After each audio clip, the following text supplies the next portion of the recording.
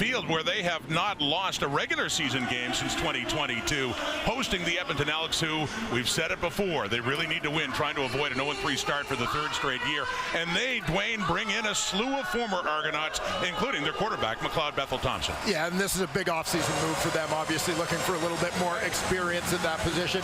McLeod Bethel-Thompson, the last time we saw this guy in the Canadian Football League, he was a Grey Cup champion. Obviously, Edmonton hoping he brings some of that pedigree to the Elks program. Of course, a former Edmonton Elk playing for the Toronto Argonauts, Jake Seresny. You heard Jim Barker talk about him in the pregame. 12 sacks for Edmonton last season, a career high. One of the top pass rushers in the CFL. Real presence on that Argo D-line. He is the coach of the year for 2023 after a 16-2 regular season. Ryan Dinwiddie in his fourth season now as the head coach of the Toronto Argonauts, up against Chris Jones, a former Argo assistant a couple of times, and of course he's in his second tenure as the head coach in Edmonton, but this one has been rough. Back-to-back 4-14 seasons in that 0-2 start. The games were close, not good enough for the Elks coming into this, looking for win number 1 of the season with another ex-Argo, Boris Beatty, to get it underway for Edmonton. And Janarian Grant is back for the kickoff, so too is Deontay McMahon, who has the ball. McMahon with it, up around the 20 and shy of, so the Elks keep the Argos deep in their zone. Cameron Dukes, starting quarterback Toronto, and coming off a win over the BC Lions in their opener last week.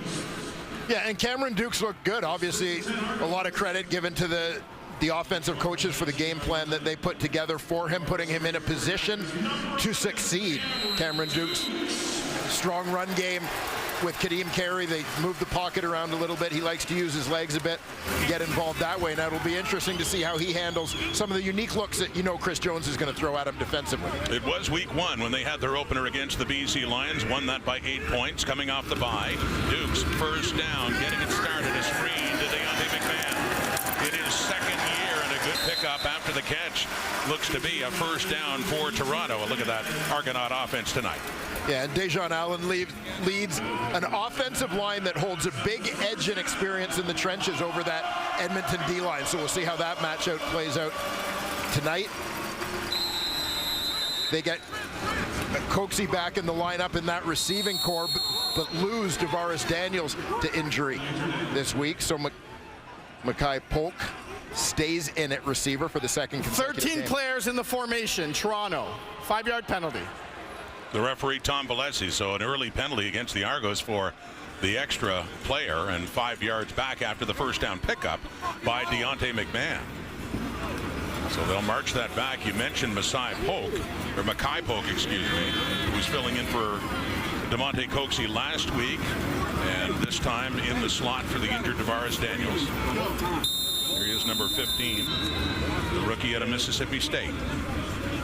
He had 3 catches for 40 yards in the Argos opener against BC. So they march it back, a 1st and 15 now, just inside the Argo 25. Week 3 continues here in game 2 for Toronto. Pressure coming, and down goes Cameron Dukes. It's Noah Curtis, the tackle, coming in and picking up the sack for Edmonton to march the Argos much further back to their 16. Noah Curtis. Quick slap beating this blocker to his left, but keep an eye here. Wheel routing up the sideline from Rasheed Bailey. If they're able to get that protection, they've got a deep shot, deep opportunity there out of the gate. 2nd and 18 now. And nowhere close, just across the 20 now on that, so they'll be punting.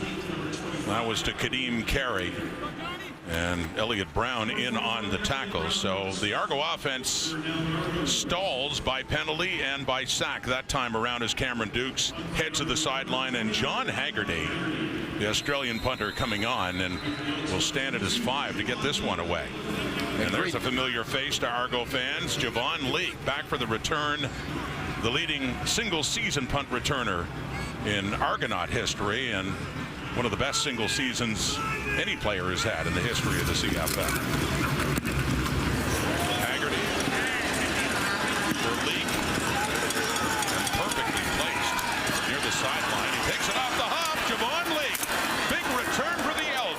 Argonaut zone and falls down just inside the 50. So that puts McLeod Bethel Thompson in good shape to begin a 4,000-yard passing season. Yeah, moved himself among the franchise leaders in many passing categories.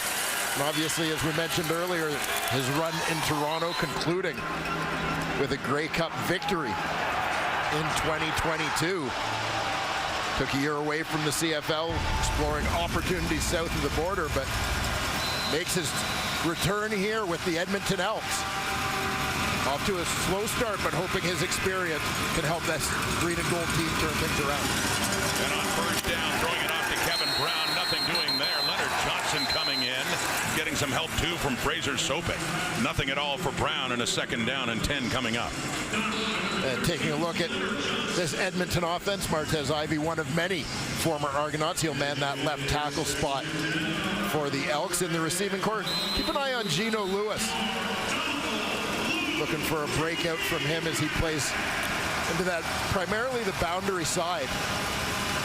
Pretty good three-headed monster for Edmonton with He Gittins and Dylan Mitchell. Gain of about a half yard, so second and long. Pressure on Bethel Thompson. Jared Brinkman couldn't quite get his hands on him, and that one is caught too by the aforementioned Gino Lewis for a first down for Edmonton inside the Argo 35. And keep an eye on defensive tackle Jared Brinkman, who's been an absolute monster in the early going here. Quick swim to the inside. Offensive lineman Thomas Jack Curdle probably got away with a little bit of a hold there. McLeod Bethel Thompson on the run. Throws the dart to Gino Lewis, working back towards the line of scrimmage to help his quarterback. Spot the ball at the Argo 34. First possession, Edmonton Elks on the move now. In the Argo zone, handing off to Brown. He drives it down close to the 30. In his third year out of Incarnate Word, Kevin Brown, 73 yards rushing, coming into this game in 2 games. And we take a look at the Toronto Argonaut defense. As mentioned in the opening, Jake Serezna, former Elk, moving this week from tackle to play out on the edge. Marquise Waters gets the start at the weak side linebacker in place of Jonathan Jones. Another newcomer for the Argos. Started the season opener for them, but on the corner, you have Leonard Johnson. You'll see a lot of Gino Lewis today. On the fake and a look deep to the end zone. He's got an open receiver. Touchdown Edmonton. Dylan Mitchell.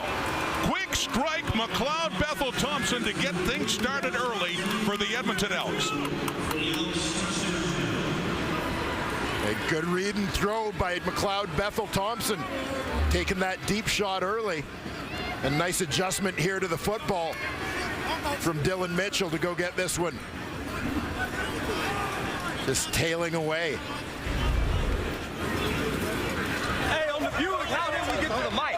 Third touchdown pass of the season for Bethel Thompson. That is the first touchdown for Dylan Mitchell this season in his third year out of Oregon. And a big one, too, for Boris Beatty and the point after coming on now with all these ex-Argos coming in. They get on the board quickly for Edmonton. The Elks on the Beatty convert have a 7-0 lead. First possession, and they had a good place to start, too, with the punt return by Javon Leake. Capped off there. Touchdown, Mitchell. 7-0, Edmonton.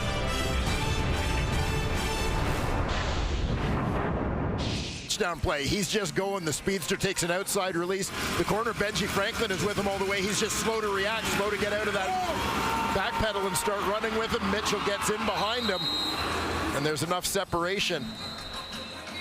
McLeod Bethel Thompson to lay it in there for the game's opening touchdown.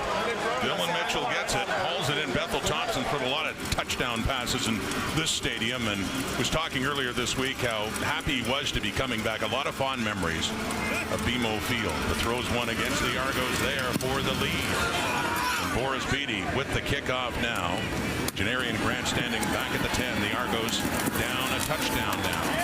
Getting set for their second possession with Cameron Dukes coming on again. A good week 1 the starting quarterback for the Argos. This is what he did against the BC Lions, and he had his mistakes too, Dwayne, but he responded very well. 3 touchdown passes, no interceptions. Yeah, and that response I thought was critical. He had the fumble early that was recovered by BC, but took responsibility for it, shook it off, went out and played just a tremendous football game. Had that offense running very smoothly, as I mentioned earlier. Some help from Kadeem Carey in that run game early on to help him get settled in. Strong outing. Carey's with him now.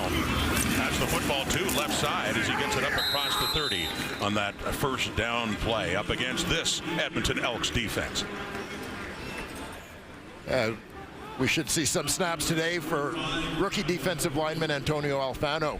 Interesting backstory and a selection in the supplemental draft this year. Niles Morgan providing experience in that receiving corps, flanked by 2 rookies.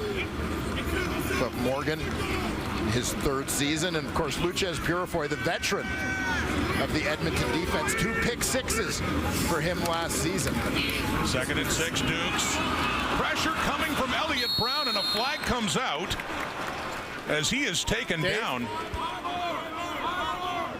But with the sack on Dukes by Brown, you saw that flag come out in the Argo backfield. Major foul, roughing the passer, horse collar tackle. Edmonton, 15-yard penalty, automatic first down. So the sack is for naught. With the horse collars, Brown wants a little more explanation on that. You see Brown, that stand-up position in the middle. Nice spin move against Gregor McKellar, but just got caught as he kind of misses Dukes as Dukes dodges him. You know, and when you look at where he grabs the sleeve. No flag for roughing the passer. Yeah, good call. As you can see from that replay, he grabbed the sleeve, not the back of the collar, not the actual back of the jersey.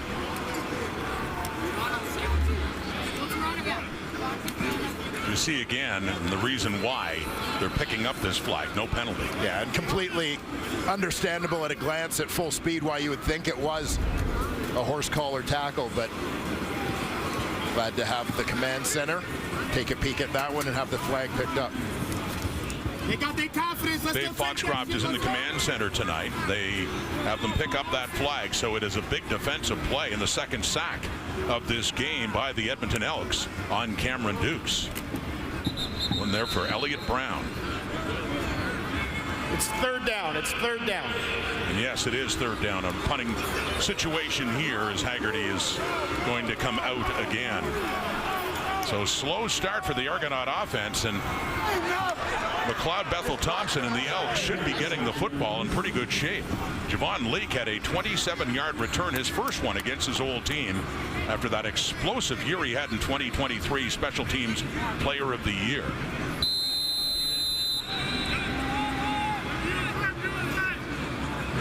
Once again, Haggerty punting deep in his zone.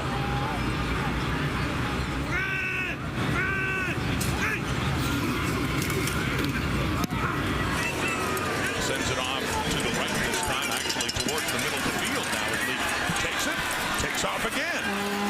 Javon Leake, ex-Argo, up across the 50, so close to midfield for Bethel Thompson and the Elks to go to work again. Possession 2, and they're up a touchdown here at BMO Field. BMO Field in Toronto for the 2nd game of the season for the Argonauts, the 3rd of the season for the Edmonton Elks, who lead this one 7-0 on a touchdown pass from McLeod Bethel Thompson to Dylan Mitchell of 30 yards.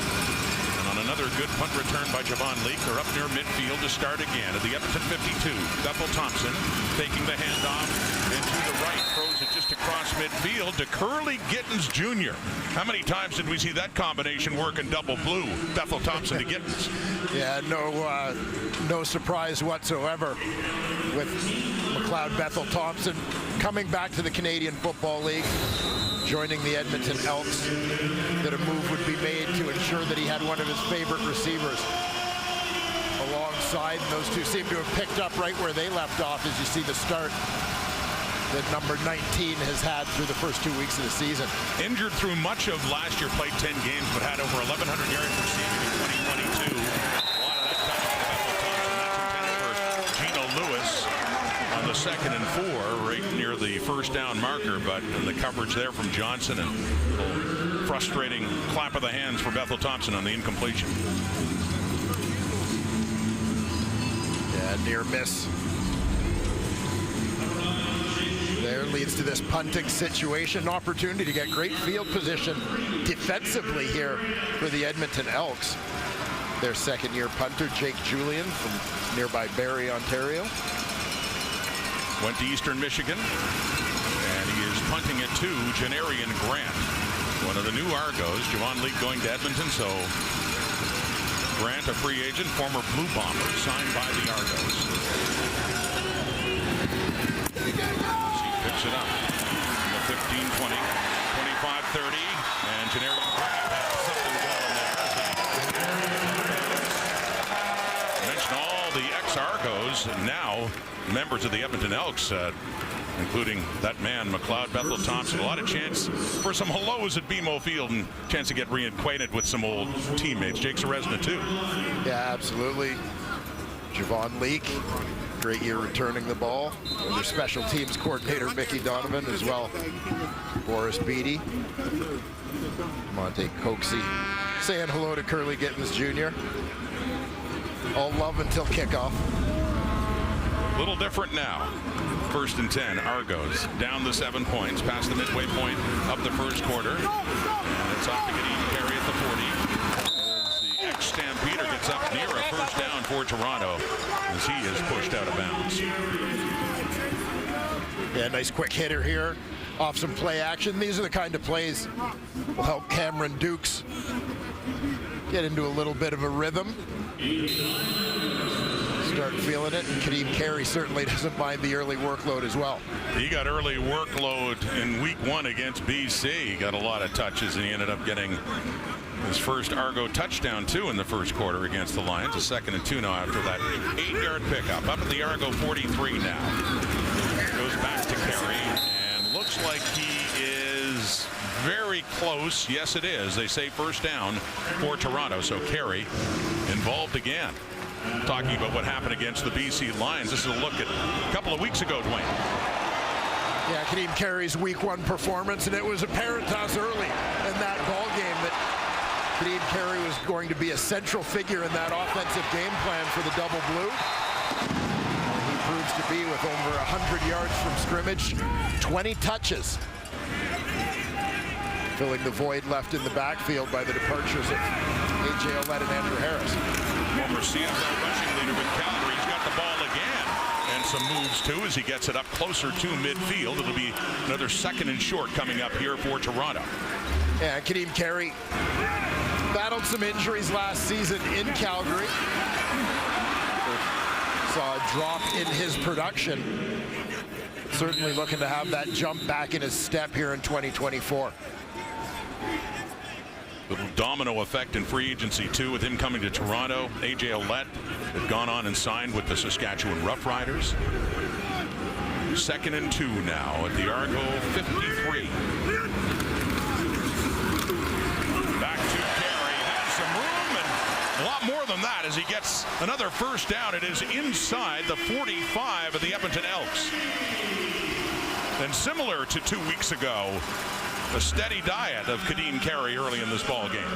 Yeah, keep an eye on the work here from the right side of that offensive line. Gregor McKellar, Dejon Allen working the double team. They get things sealed up and get into second level. And Kadeem Carey starting to roll. Love the play calling, right? A couple of sacks of Cameron Dukes early. Get the run game going. Slow down the upfield rush of that D-line. 6 touches for 39 yards. This is Deontay McMahon. And he finds the edge and a lot of room, too. Still in bounds, breaking free. Touchdown, Argos.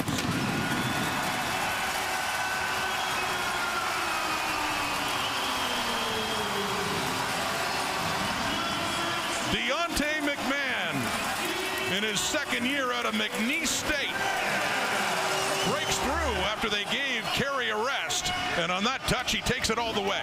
And this is what you call the change-up guy. Kadeem Carey, known as a downhill runner. He's going to handle a lot of the load between the tackles. You get Edmonton geared up for that in the run game, and then throw in the speed guy attacking the perimeter. And McMahon, and he makes the Elks pay. You mentioned it too, with the pressure that Dukes was facing, trying to throw the football. They go to the ground a lot more. A 5-play drive. It's capped off with a big run there by Deontay McMahon, and the point after from Liram Hairolahu. 5 plays, 75 yards in under 3 minutes time, and we got a tie game all of a sudden now. Running the rock, first carry, then McMahon all the way into the end zone at BMO Field. Edmonton 7, Argo 7. Talked about the addition, Kadeem Carey, Rasheed Bailey, two really guys who come in from other organizations but have been great leaders. And so he really likes the older leadership of this group, and he thinks that they're going to, really help some of the new faces make this unit gel really quickly. And they have, Paul. I mean, we saw that against BC in the opener too. Bailey had a touchdown, Kadeem Carey, so contributing on and off the field as they talk about that. And yeah, they lost so many players. Bringing in those names, those veterans, would have to be important, I would think, for this Toronto Argonaut team. The kickoff now, the 7-7 tie. Here on the return, Lucas Jerichoy has it just up across the 30. Deontay McMahon. Another look at that touchdown, Dwayne. Yeah, and one of the things I liked on this was what the receivers did in terms of their blocking. And they start off coming off the line hard with outside releases, so they look like they're running deep routes, but with those outside releases, they turn the defenders back to the play. They don't see Deontay McMahon coming. By the time they realize a run is coming down the sideline, the receivers are able to get in position to block them. They did an outstanding job on that play, setting up their block, but then executing their blocks to spring the running back. Back to Bethel Thompson and the Elks on offense from their 31. With time, has an open receiver in Gino Lewis, a little bit low to the right as it just falls incomplete. Second down. I talked a little bit off the top as you see Gino Lewis at the top of your screen about an advantage and experience that the Argos have in the trenches, particularly their O-line versus Edmonton's D-line. Where I think Edmonton can have an edge here is at those wide-out spots where you've got Dylan Mitchell and Gino Lewis, two top-end receivers playing against more inexperienced corners in Benji Franklin and Leonard Johnson. Bethel Thompson to pass again on second down. Off to the left. It is caught.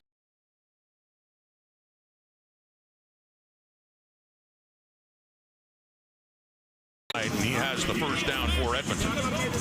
And a great sort of bounce-back opportunity this year, I think, for Mayala, former first-round pick in Calgary, spent some time in Montreal. Had kind of a down year last year with the Hamilton Tiger Cats.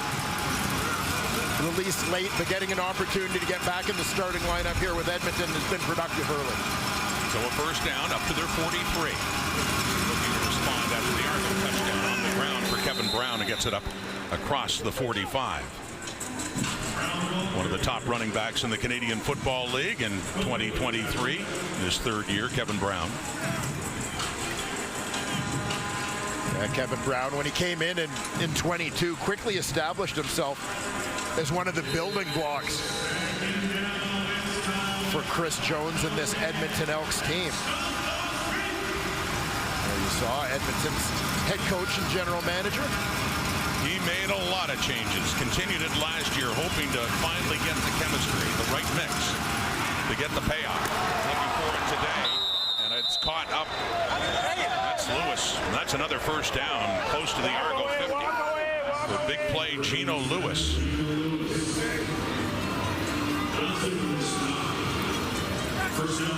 Yeah, Gino Lewis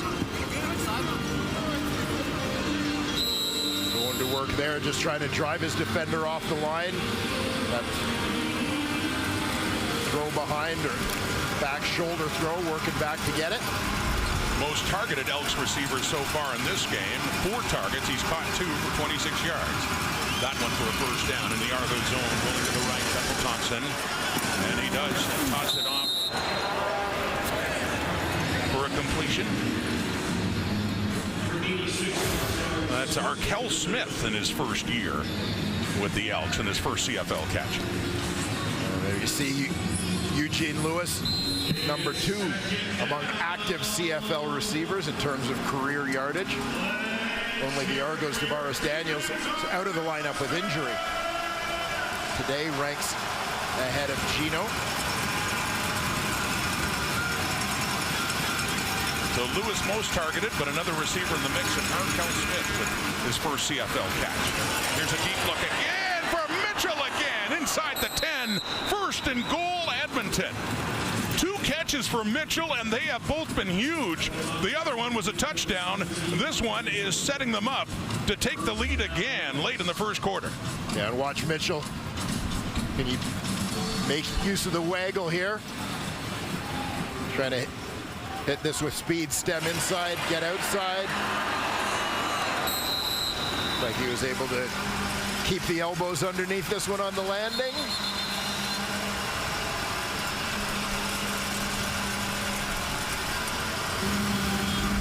Catches for 69 yards, first and goal. Edmonton Elks. Some big plays for Dylan Mitchell so far in this game from the Toronto 6. Bethel Thompson looks to the end zone. Touchdown! Eugene Lewis.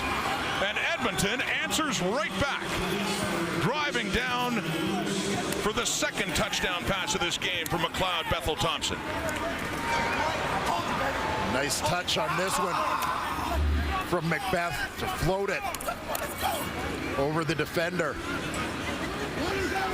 Making use of that all 65 yards of width of this Canadian field. First touchdown of the season for Eugene Lewis, and McLeod Bethel Thompson is 9 for 11 for 127 yards and 2 touchdowns. The quarter comes to an end with a point after try from Boris Beatty. And that ex-Argo puts it through to make it a 14-7 lead for the Edmonton Elks. 3 touchdowns on the board through the first 15 minutes, 2 of them belonging to Edmonton. First, Dylan Mitchell. The Argos came back with Deontay McMahon. And then Gino Lewis, 14 history here, and pleased to be joined by the Executive Director of Football Canada, Kevin McDonald, former Vice President with the Canadian Football League as well. Tell me about the event. How many countries are involved, and how long has it been going? We've got Japan, Austria, Panama, Australia. We've got 7 countries altogether. Canada's got 2 teams competing. We had a rough start today against Austria. One of our Team Canada teams fell to a strong Austrian side, but we actually just kicked off our other men's team at 7 o'clock Eastern, kicked off against Brazil. So I'll be looking forward to joining the live stream, which we'll be having on IFAF TV. TSN has been a great partner in the event. You guys are going to be showing the final game on June 30th, so we're excited about that and seeing one of our 2 Canadian teams bring home gold. A little flashback to a previous World Championship here. We have been quite successful at the event over the years. In the 5 previous, we've won 3 golds and 2 silvers. So Coach Craney and Coach Hilaire are expecting nothing, I think, but gold from one of our 2 squads this year. Kevin, tell me a little bit just about the selection process or the recruitment process of putting these teams together. Yeah, it was quite an effort. Started long before I jumped on board, but identification camps across the country, you know, all the skills and drills, the physical stuff that the normal football guys would go through. Coach Craney and his staff, you know, would look at the talent at these identification camps and then spend a lot of time reviewing film and then, you know, inviting, you know, the top 100 kids to try and make 2 rosters of 5 kids per side. A couple of big touches for Janarian Grant. First the kickoff return, and then this, Dwayne, as they use him on offense for that sweep.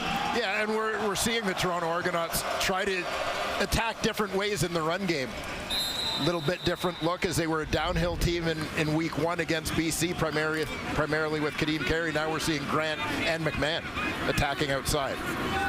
So that sets up a first down at the Edmonton 46. The Argos down a touchdown again. Elks have been able to move the ball.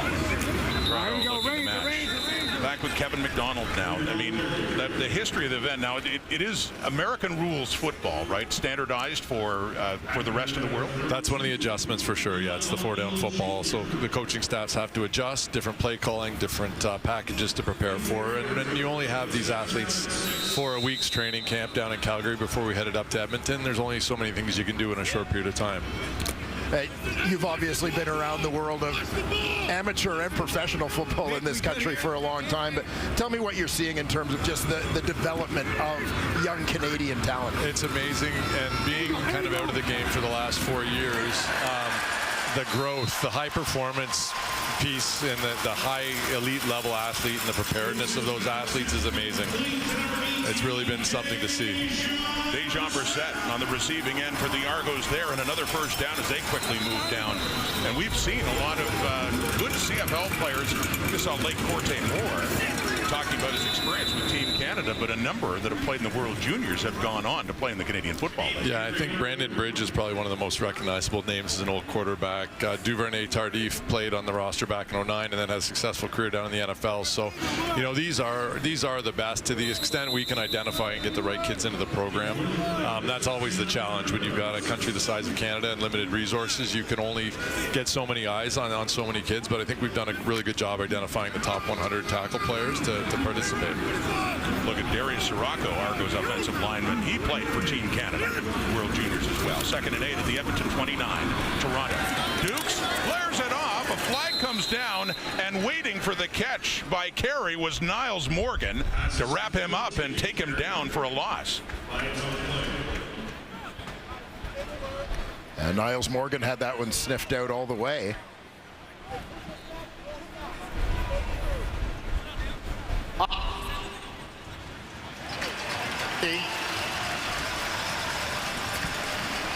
Got enough from Tom Valesi to know that it's against the Elks.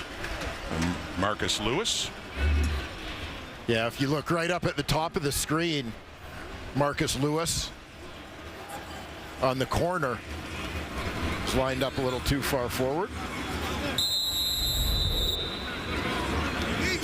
See Morgan closing in on Carey, but no matter. They pick up the 5 yards in the penalty. It's now a 2nd and 3 at the Elks 24. 14-7, second quarter. Edmonton leads it. Toronto's touchdown scored by Deontay McMahon. And the toss to the right to Carey, trying to get the first down yardage. It looks like he has, falling down close to the 20. Had to get just inside the 21.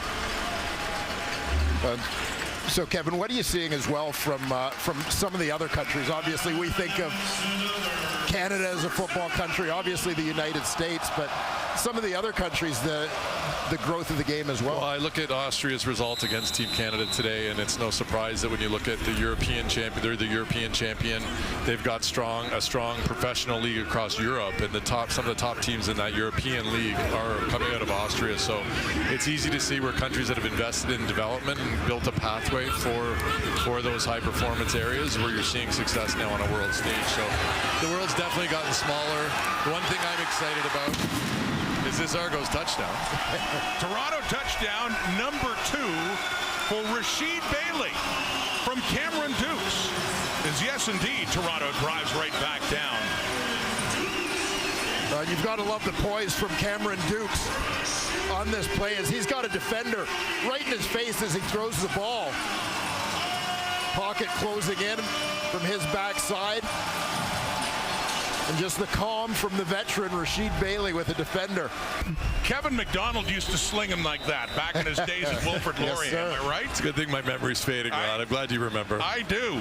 Back in your college days. I laugh. We couldn't get by. I'm looking at Dwayne here, that we couldn't get back his Mustangs, their inevitable Mustangs. Laurier and Western. Point after try, and this game is tied again. A couple of touchdowns apiece. Kevin McDonald, Football Canada, and football to see in Edmonton with the World Junior Championship. Thank you, and good luck with it. Kevin McDonald will be back. CFL on TSN in Toronto. Offenses are clicking. Argo's second touchdown on a 7-play, 60-yard drive, and it began with a good kickoff return by Janarian Grant.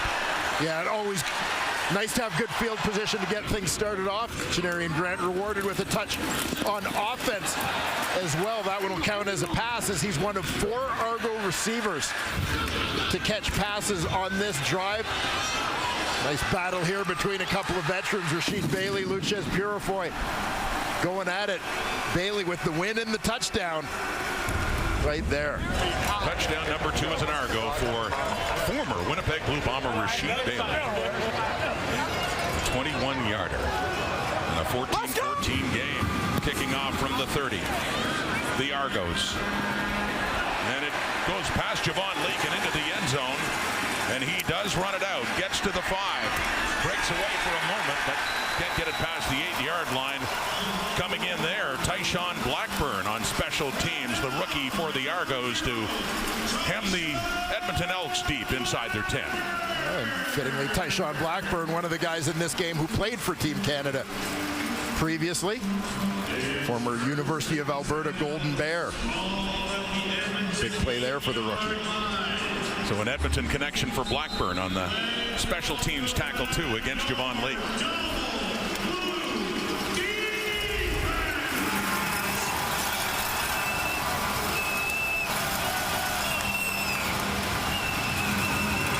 First and 10, Edmonton 9. And going nowhere. It's Benji Franklin on Dylan Mitchell, who's had a big game. His previous catches, one went for a touchdown and one set up a touchdown, but that one gets nothing. Yeah, they're maybe looking to mix things up a little bit on Benji Franklin, defender who's been in the vicinity on a couple of the Edmonton Elks deep balls in this ball game. Second-year corner, joined Toronto late last season. Their 2 starting corners from last year, Jamal Peters and Quantez Stiggers, both moving on this year, so fresh faces. Second and 10, right at the 9, back to the left, it's incomplete. Looking for Gino Lewis, who was turned around with Johnson on him, Leonard Johnson, but it's 3rd down, and the Elks this time will have to punt from their end zone. And it's that part of the field where you always hope to string together a couple of first downs, even if you're not able to drive all the way down the field, but just to tilt the field back a little bit in that field position battle, as the Argos are all set. Have another short field. Good offensive starting position here with Edmonton backed up deep in their own end of the punt. Janarian Grant, the returner for Toronto, standing just on his side of midfield with his punt coming from Jake Julian. Good 5 yards plus in his end zone. Gets a great punt away. High to the left, chases Grant back inside the 50. Near the sideline, he cuts it back up, but he doesn't get to the 50-yard line, about the 49, on some good coverage after an excellent punt by Julian. So back comes Cameron Dukes, 6 for 6, 69 yards. Most recently, a touchdown pass. As the Elks defense is on the field now, Argo football, they start at their 49-yard line now. It's a 14-14 tie. Handing off, Kadeem Carey cuts it back inside, gets across midfield, good yardage again. Running the ball well in this game, close to an Argo first down. And nice patience on this run from Kadeem Carey, just setting up his blocks. You'll see him first attack to the left, spot a little cutback lane, turns it north-south to pick up a couple more yards. Has 8 carries and 44 yards, longest of 13, and that one is a pickup of 9. 2nd and 1 now in the Elk zone at their 52, right back to 25. I don't know if he's going to get the first down. Second effort, though, as he just keeps pushing, and it looks like indeed he does have it that time, getting it down to about the Edmonton 50.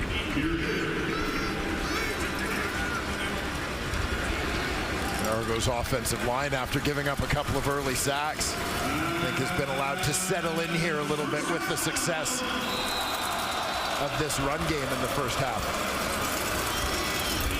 Halfway through the second quarter, 14-14. Last possession by the Argos, a 21-yard pass from Cameron Dukes to Rashid Bailey to tie this game. Now at the Edmonton 50 on a first down. Back to Kadeem Carey, but again, not much doing there. It's Eric Black who's inserted into the lineup, helping out with Nick Anderson as well on that tackle to make it a short gain for Carey. And I mentioned earlier some of the youth inexperience of this Edmonton front seven. Niles Morgan, the only veteran in that linebacking core. A defense that had 39 sacks last year. The players responsible for 30 of those 39 are no longer Edmonton Elks. Eric Black inserted with the injury to Romeo McKnight. 2nd and 9. It's complete. And it's Brissett, who looks like he was hurt on that play. It is down at the 40, enough for a first down, but you could tell immediately as he was taken down. Niles Morgan in on the tackle, and it looks like Brissett is hurt, still down on the field. Dejon Brissett, former 2nd overall pick in 2020, coming off a career year. Looked like that left leg might have hyperextended a little bit on the tackle. Morgan high and Anderson getting him low, and they are looking, I believe, at the left leg there at Dejon Brissett. Obviously favoring that left leg as he's helped off the field here once again is how it happened after that catch. And just as he starts to cut upfield, make a move, hit simultaneously by 2 players, looked like the left leg hyperextended a little bit as cleats may have caught in the turf a bit as he was hit in the leg by linebacker Nick Anderson. So Tommy Neal comes into the game for the Argos at receiver. It goes to Richie Sindani, a flag coming out, as he is hit pretty well right away. And see what this call is. Not much of a gain there for the Argos. Offside, Edmonton right end, 5-yard penalty, remains first down. And as we've see Elliott Brown surprisingly pointing at himself. Was it him? Brown already with a sack in this ball game. I believe that one was against the rookie Antonio Alfano. Antonio Alfano flagged the offside. So 5 up, 1st and 5 at the Edmonton 35 now. Handing off. About 3 or 4. Kadeem Carey, Deontay McMahon, excuse me, who has the touchdown earlier in this game on the ground for Toronto. Holding, Toronto number 52, 10-yard penalty, repeat first. But that time, penalty goes against the Argos and the center, Peter Nicastro, to push them back.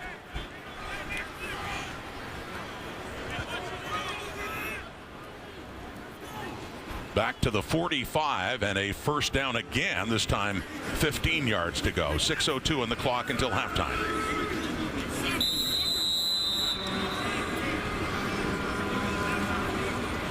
These offenses have had explosive moments in this game. 2 touchdowns each. Some big passing plays too.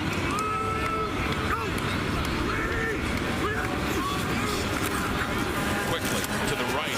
It is caught, but nothing doing again.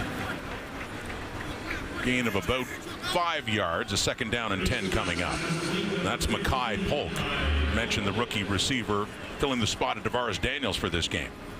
Yeah, that 1st and extra long situation. Yeah, the defense taking advantage of that in terms of the way they choose to play it. Willingness to give up anything short, just keep the play in front of you, come forward and make the tackle as they did. Keep it to a 2nd and long, still 9 yards to go. Inside the 40. Deep look. End zone. Too far. Tommy Neal, the intended receiver, Kai Gray, was right with him step for step. So a 3rd down is coming up. And we would assume we will see Lirim Hairolahu come up, but we do have a challenge flag coming out here from the Argos. Ryan Dinwiddie, something he saw. Toronto is challenging that there was defensive pass interference on the play. We'll review the play. You saw how far the ball went into the end zone, and Tommy Neal nowhere close, Dwayne. Are they assuming looking at Kai Gray's coverage on Tommy Neal.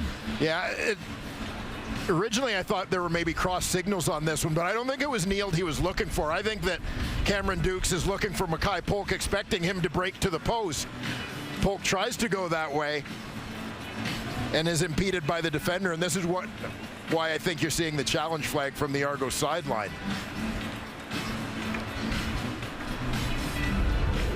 So looking for that move from Polk, and of course it never happened, and Neal on the other side happened to be the closest receiver, but not the intended one, as they have challenged it. And a big challenge too here on a 2nd and 9. There's a live look. Dave Foxcroft and the command center as they take a look at that.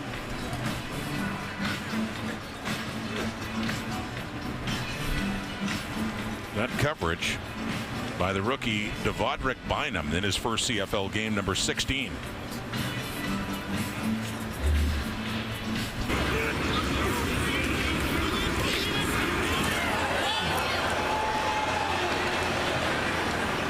See that in full speed. You can see clearly preventing the receiver from getting where he wanted to go. Command center's seen it, and they made the decision to be announced now by the referee, Tom Valesi. After review from the command center, we have defensive pass interference, Edmonton number 16. Ball will be placed at the 18-yard line, automatic first down. So that was Devondrick Bynum, number 16, called, and a big first down for the Argos. Under 5 minutes to go until halftime, and a chance to take the lead with it down around the 16-yard line. And you can see Cameron Dukes after that last throw hit the turf immediately, turned and kind of signaled to the sideline, looking for the challenge as he saw his receiver tangled up with the defender. Ryan Dinwiddie had lost his previous 9 challenges, so successful there. The ball at the 18 and a 1st and 10. Handing off. Deontay McMahon down near the 10 for the Argo running back in his 2nd year, and a good pickup on first down, 2nd and short here. And there was a lot of talk in Argo land about Deontay McMahon when the team brought him in last year. They really liked him, but obviously a lot of depth at that position. Tough to get him on the field. Well, he's on the field, and he's carrying a lot more now, as he does have enough for the first down to set up a 1st and goal now for the Argos. McMahon, another touch. Got over 50 yards rushing so far, and of course has the touchdown. Kadeem Carey, their number 1 running back, and always smiling. But yeah, when you look at last year, especially at playoff time when Andrew Harris is healthy again and they got A.J. Ouellette. 1st and goal. Dukes just takes off. Touchdown. Cameron Dukes calls his number. Puts 6 more on the board for Toronto.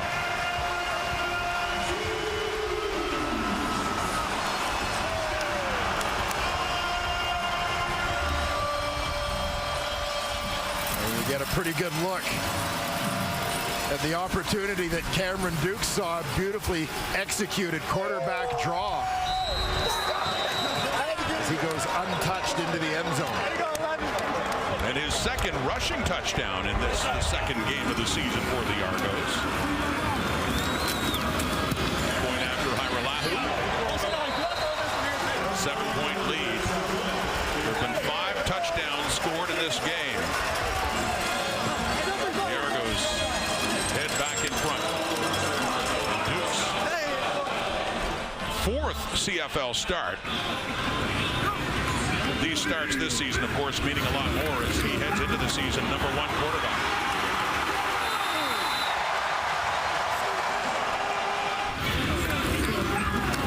Got the Argos offense had the right call at the right time. Beautifully executed as they take the lead here late in the first half.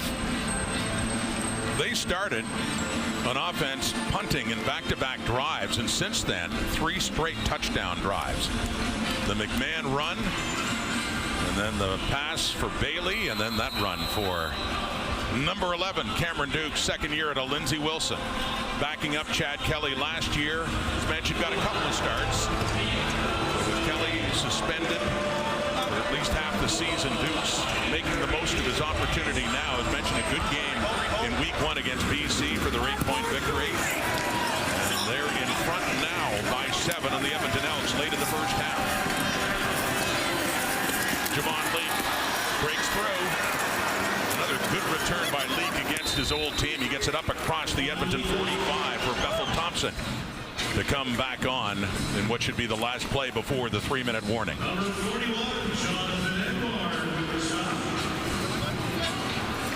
Bethel Thompson, 10 of 13 for 127 yards passing and a couple of touchdown passes as well to Dylan Mitchell and Eugene Lewis. A pretty good first half for both of these quarterbacks. Handing off, Kevin Brown's got room, found a hole, and a bunch more across midfield, and a first down as he gets it down to the Argo 51. And the 3-minute warning is given. 2:55 in the clock. Lots of offense in this game, including this. Short run, Cameron Dukes, touchdown, and a 7-point Argo lead. And JB has been praising Ryan Dinwiddie this entire half, haven't you, Coach? Great play calling. Just fantastic. There's the breakdown. We don't even need to go to halftime.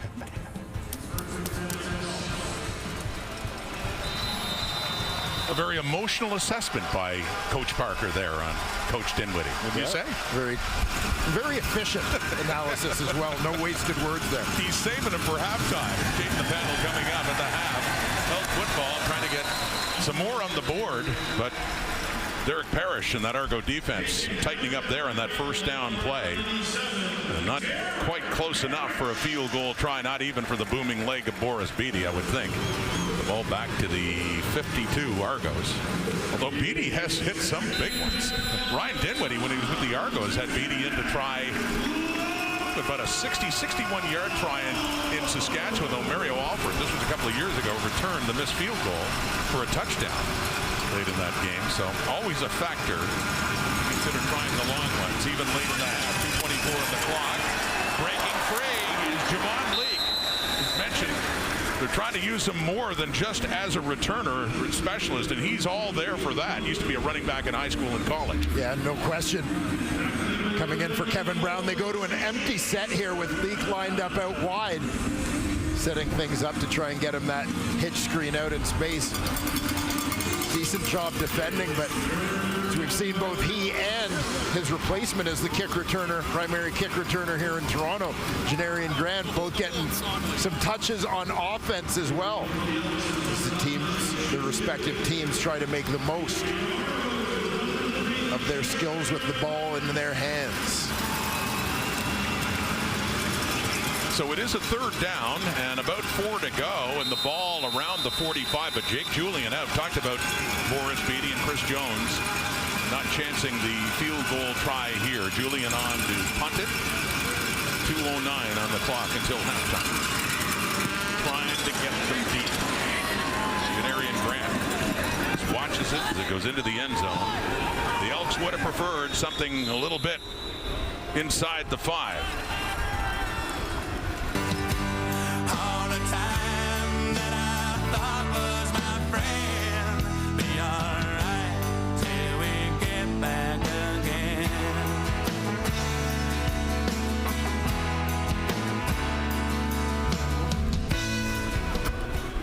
So 1 point on the board for the Edmonton Elks, but yes, respect, Dwayne, you see, and the fear of what these two return men can do in the CFL.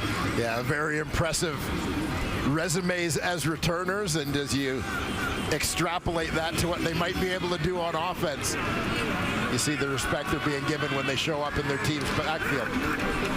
So from the 40, a flag comes out on the first down for Dukes, completing it to Kadeem Carey. And up at midfield, he keeps going inside the Elks 45, but wait and see what the flag is. It came out just with the snap of the ball.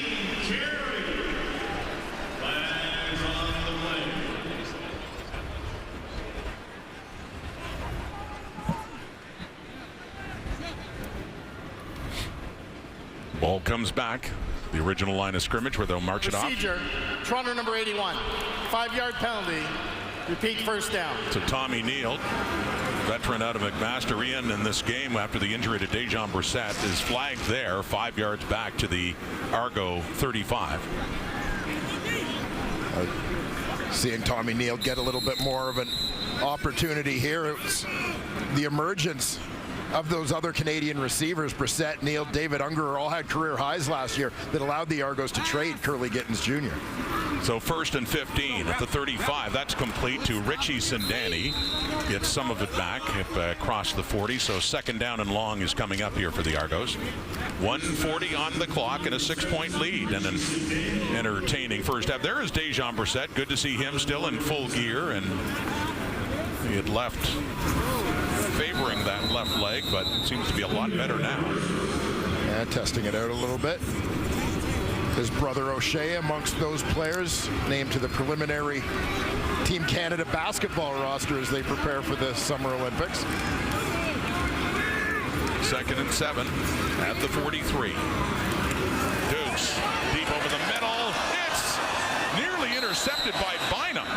He was the closest one to it, kneeled in the area. Bynum coming down, but does not hang on to it, so 3rd down is coming up. Yeah, Neal was the intended target. You'll see him coming across the middle, right to left on your screen. This one just goes beyond his reach. Bynum sliding in, trying to make the grab. But the egg slipped through the basket. And that was the first incompletion in this game for Cameron Dukes, who is now 9 for 10. So to punt is John Haggerty. Had 6 punts in week 1 against BC, 3 of them inside the 10, which is a significant stat for punters, and that's amazing to have 3 in one game. Gives you an idea how accurate he can be in placing the football, and trying to do it again. Gets the roll, and inside the 10 it is for Leak, but he has got some return ability. A flag comes out as he just heads out of bounds. His old teammate Haggerty there. A couple of great special teamers. Used to be teammates in Toronto, but is this one coming back? Another terrific punt by John Haggerty.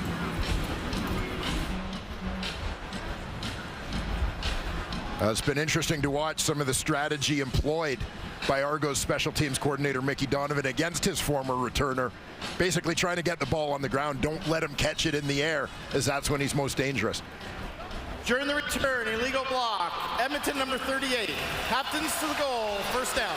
And we had talked earlier to Javon Leake about that, about his old teammate Haggerty, and about especially the Aussie-style punters, and just how frustrating it can be for a returner, especially as you say, when it ends up on the ground. Yeah, and in an instant like this where Haggerty drives the ball, not necessarily a ton of hang time, but drives it to get it on the ground before Leak can get to that place on the field. But that backspin that keeps it from going into the end zone.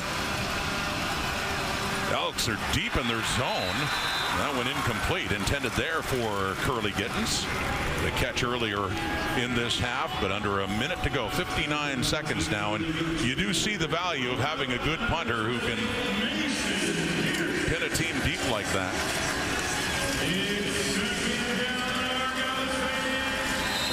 A huge weapon in the Canadian game where field position is such a big part of the battle. On a 2nd and 10, Edmonton at their 2.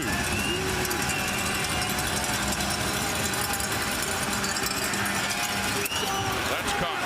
Big first down. Elks breathing room there. Hergy Mayala with the catch. Yeah, big connection there between a couple of veterans, Bethel Thompson and Mayala. Give this Edmonton offense a little bit of breathing room and keep their hopes of putting up points before the end of the half alive.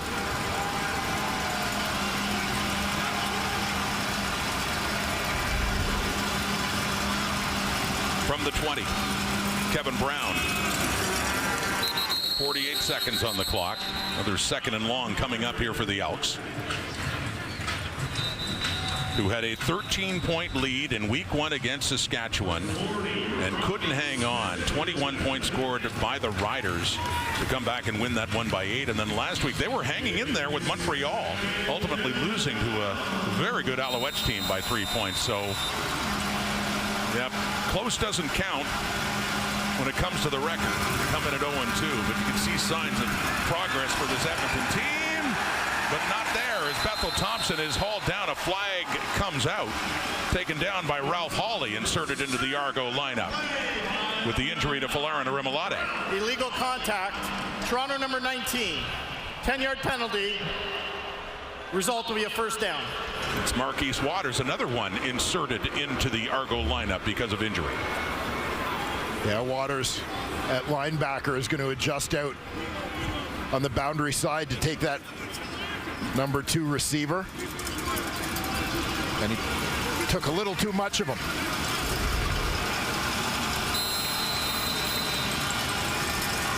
Getting the start at weak side linebacker in the Edmonton 31. And that is caught.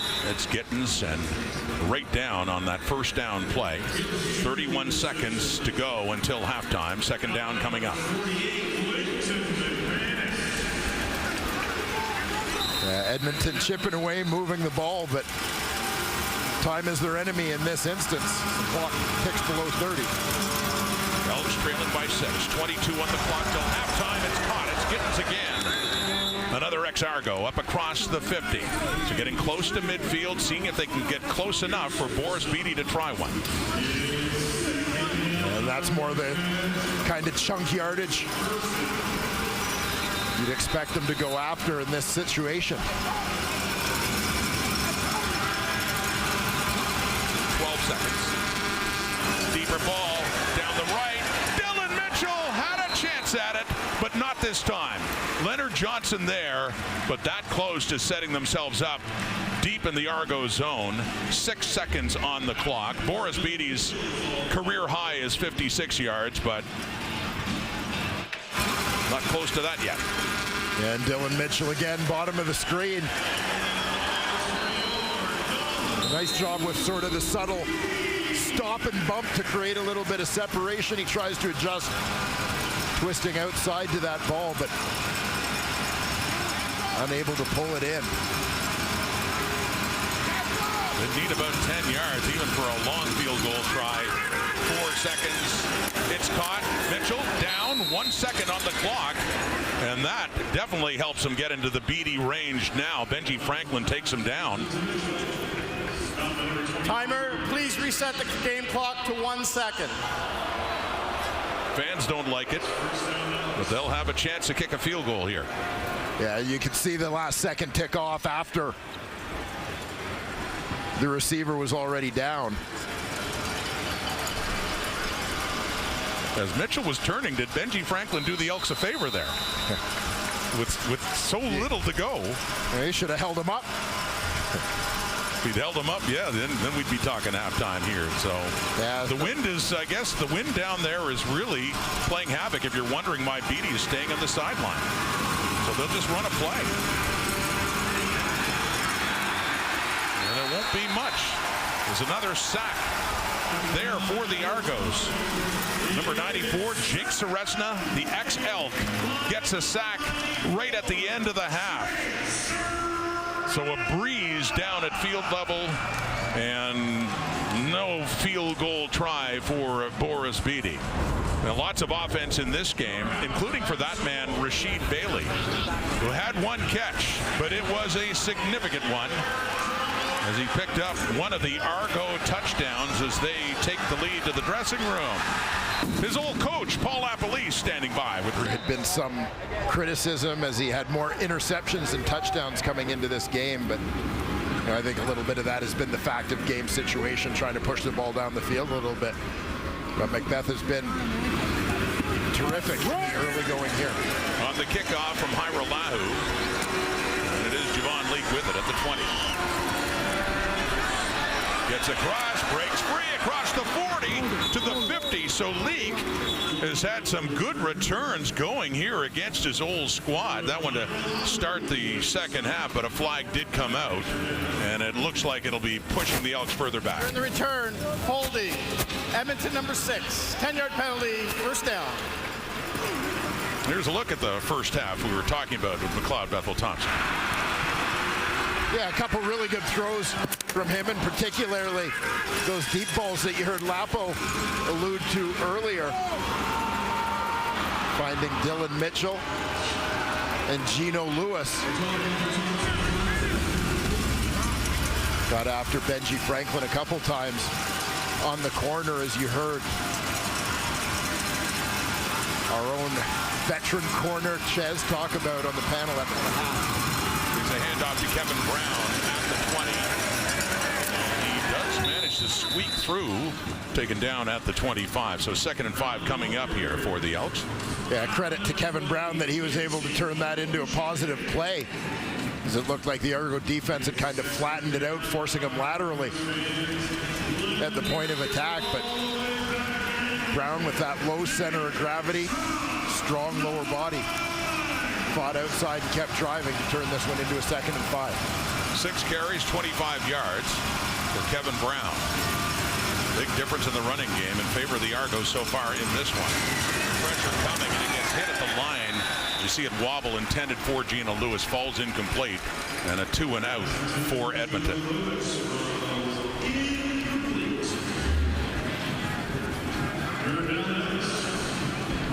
Yeah, Quincy Mauger coming up the middle. The nickel linebacker got a piece of that one,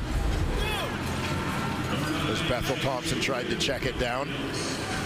Former BC Lion who arrived in free agency as a replacement for Darius Pickett, who went off to the Ottawa Red Blacks for an excellent season with the Argos. But Mauger could play on defense. Toronto to force a 3rd down. And an Edmonton player getting some attention down on the field at about the 20. And that's guard Thomas Jack Kurtila. Slow to get up.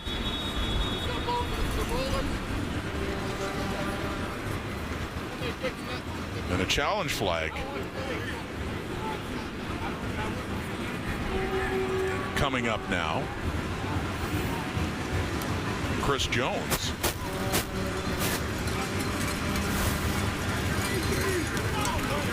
Thomas Jack Kurtila heading off the field. The backup offensive lineman is Shane Richards, a former Argo.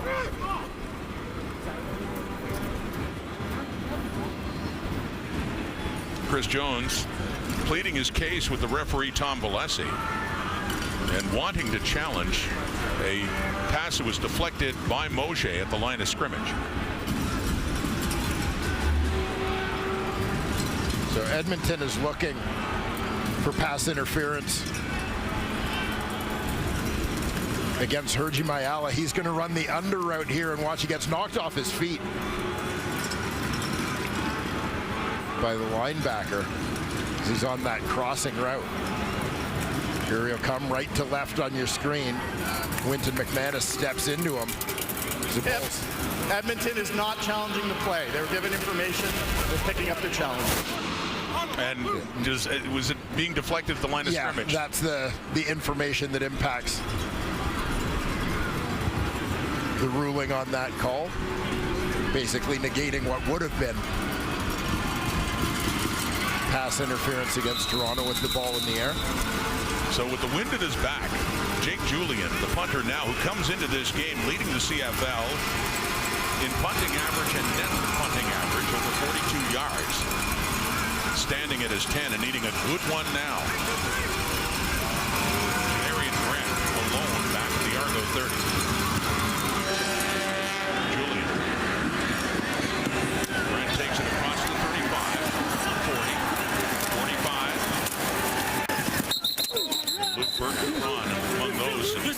Coverage for for the Elks to take him down as Cameron Dukes comes back on after a productive first half. Not so much in terms of yardage, but didn't get those touchdowns, established the running game well too.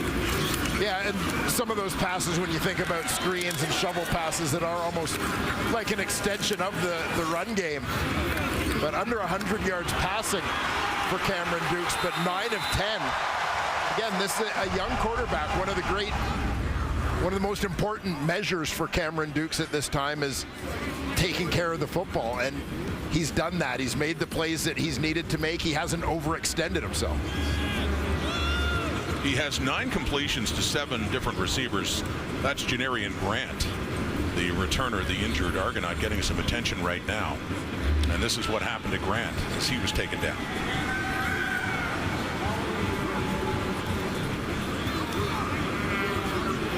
Aubrey Miller and Burton Cron in on that. Scott Hutter coming in as well. And I wondered if his head hit the turf hard there is how it looked, though they appear to be checking his armor.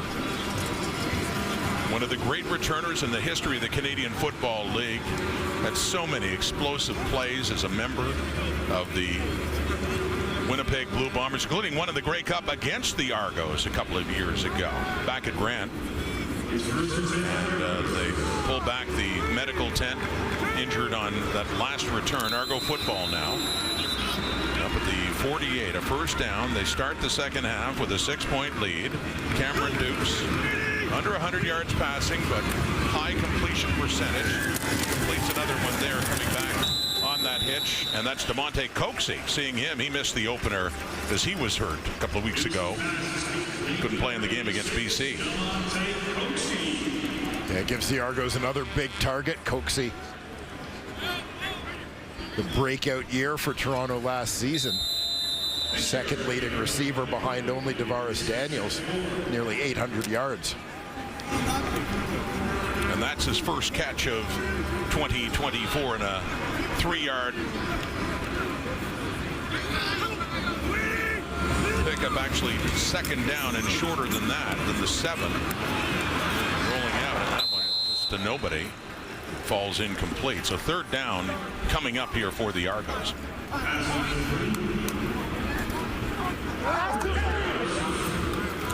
Elliott Brown once again, the man who supplies the pressure, does a good job staying at home as they're trying to get him to crash and allow Dukes to break contain, but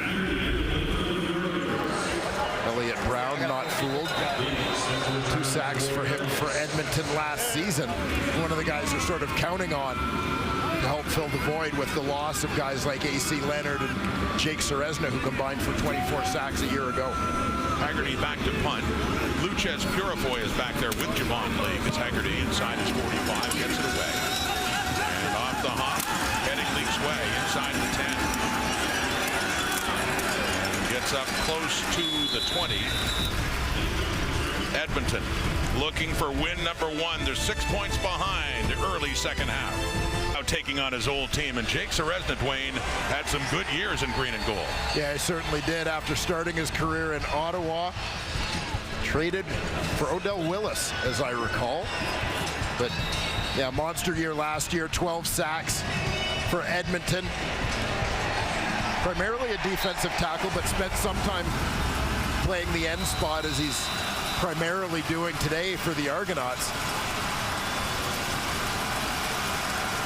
A former All-Star in that Edmonton defensive front. Now with the Argos, as Bethel Thompson completes this one to Javon Leake, getting more involved in that Elks offense, and a first down for Edmonton. There you see the numbers for Jake Ceresna over the course of his CFL career. Guy playing primarily on the inside with a couple of seasons back-to-back. Double-digit sacks, very impressive numbers. And Javon Leake came into this game with 6 touches, 5 carries, and a catch, and he has his second one tonight for 17 yards. That last one, getting it out to the 30. And first down, and that one caught, and getting up is Kevin Brown, but just barely getting back to the line of scrimmage if he did.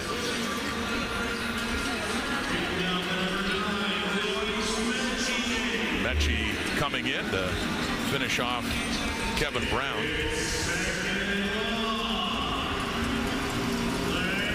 Stumble there that made things a little tougher for Brown to get any positive yardage on that play. Actually lost about a foot. 2nd and 11, we'll call it. The Edmonton 29 for McLeod Bethel Thompson, and Argo from 17 to 19. And after the lost COVID year, 21 and 22 as well. 5 seasons with Toronto. That's off an Argo defender and nearly intercepted. Quentin McManus, it hit him. His back was turned to the play, and it went up in the air, and Mason Pierce nearly grabbed a gift. Quentin McManus dropping into coverage. That one hit him right in the back of the helmet, popped straight up.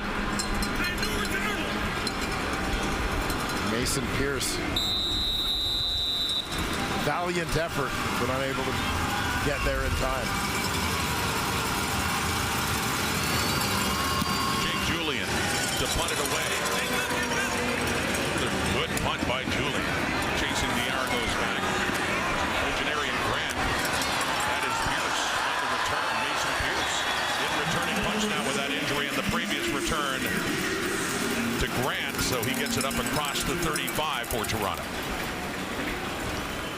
Not a role he expected to be playing in this game tonight.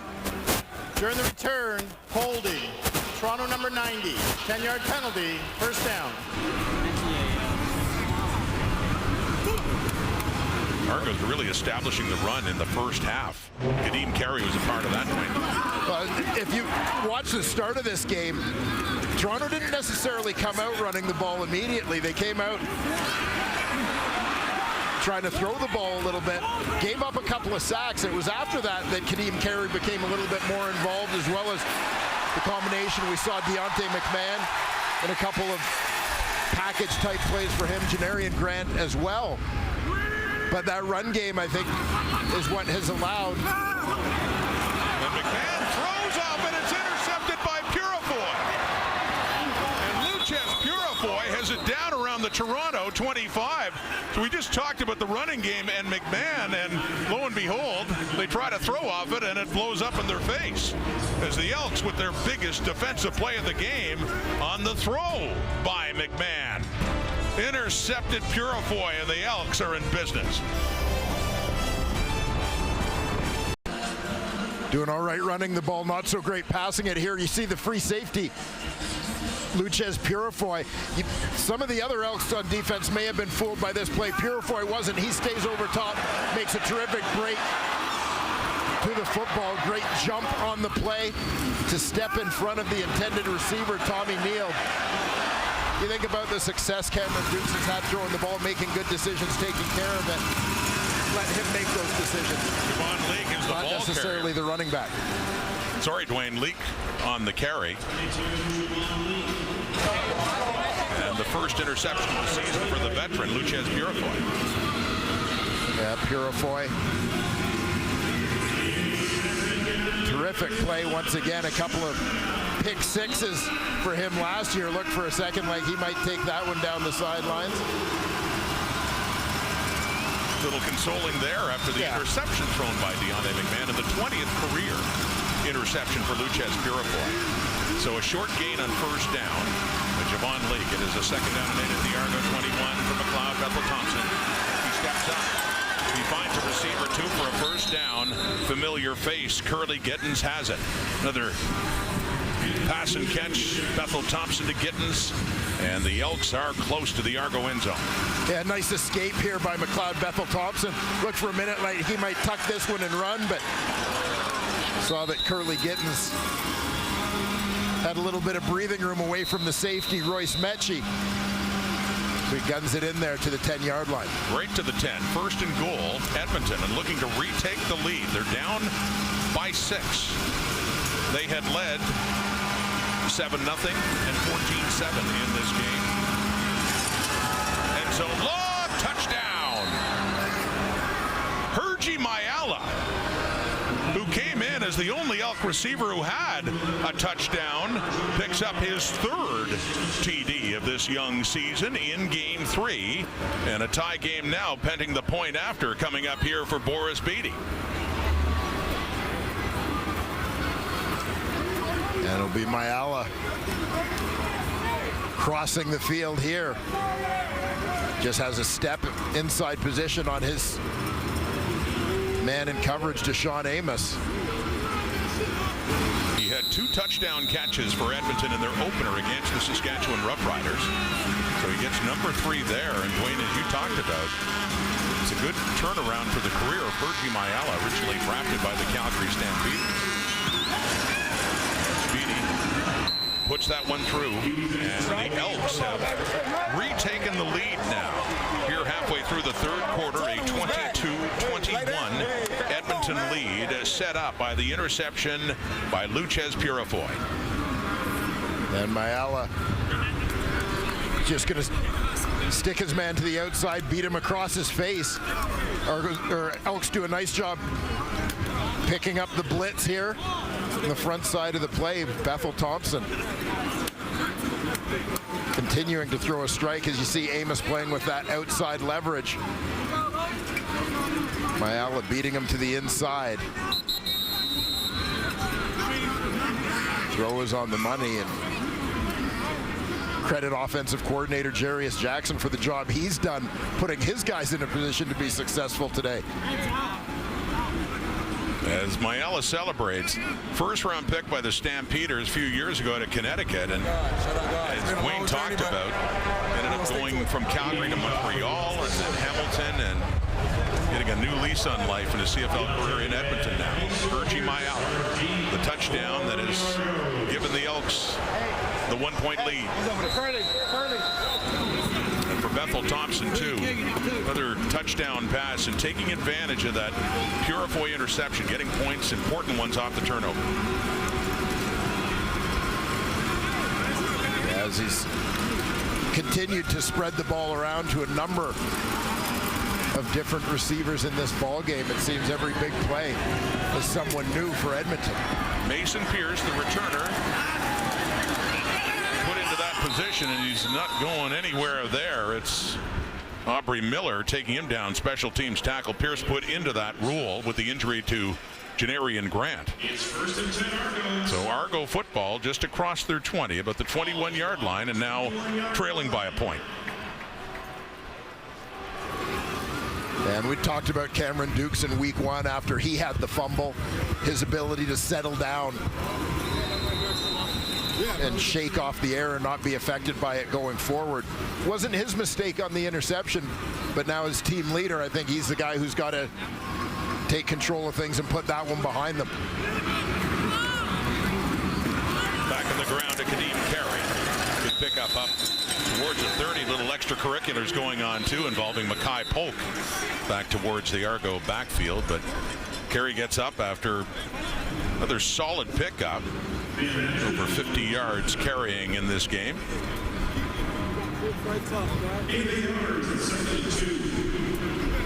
8-yard pickup, second and short. 2 yards they need to extend this drive. I don't know if you would label Kadeem Carey as Toronto's most dangerous offensive weapon in this game, but I think he's certainly been their most important. 11 carries, 54 yards now for Kadeem Carey. Get in there. Back on the ground they go on that second down and short, and it looks to be enough. Carey again for the first down for Toronto.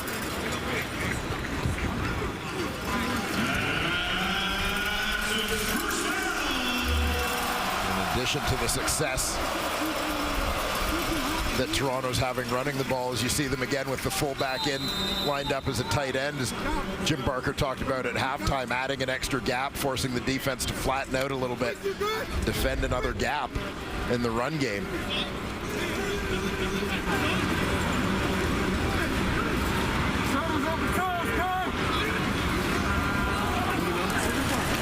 Backfield clears, throwing, caught, first down.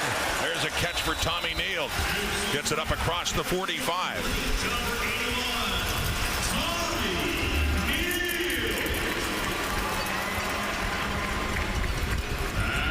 field last season, as mentioned, hit career highs with 32 catches, 384 yards a year ago, and that was basically in half a season, 8 games,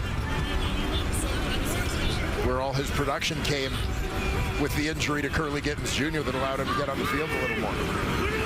Up to the Toronto 49 now. It's Dan Adeboboye getting his first carry and makes the most of it, a first down and more. Adeboboye down near the Edmonton 40, and again the Argos, no matter who is carrying it, are running the football well. Yeah, Adeboboye in filling in for A.J. Ouellette late last season with a 109-yard effort against Saskatchewan. Actually was the single game rushing high for Toronto last year. You know, and it's often said the importance of Canadian talent in the CFL to success has a lot to do with the Argos being 16-2 last year. Play fake this time and throwing to the left. It is caught by Richie Sindani. Here come the Argos again. Another first down as they quickly move down the field inside the Elks 30. Down a point, but within scoring range again. Argos mixing up their personnel packages a little bit after again hurting Edmonton with the run. They go play action there, hitting the veteran Sindani. Kadeem Carey is back in this game in the backfield for Ryan Dinwiddie's offense. There's the veteran running back.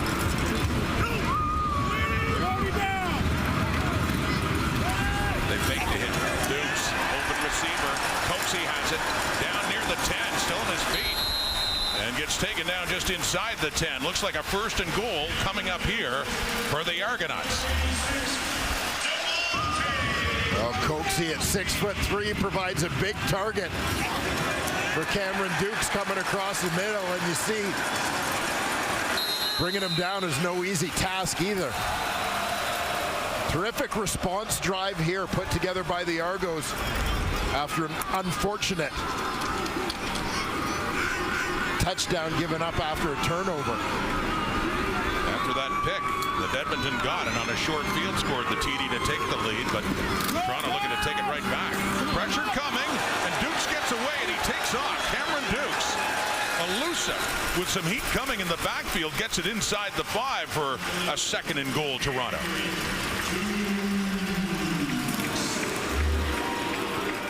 Just loving the back and forth duel between these two quarterbacks and their respective offensive units. Cloud Bethel Thompson punches one in. Cameron Dukes comes right back. Gets it inside the 5. It'll be a second and goal. Carey in the backfield.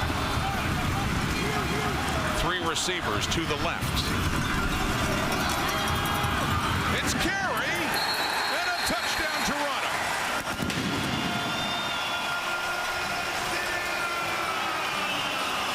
Kadeem Carey has his second TD in Argo Blue.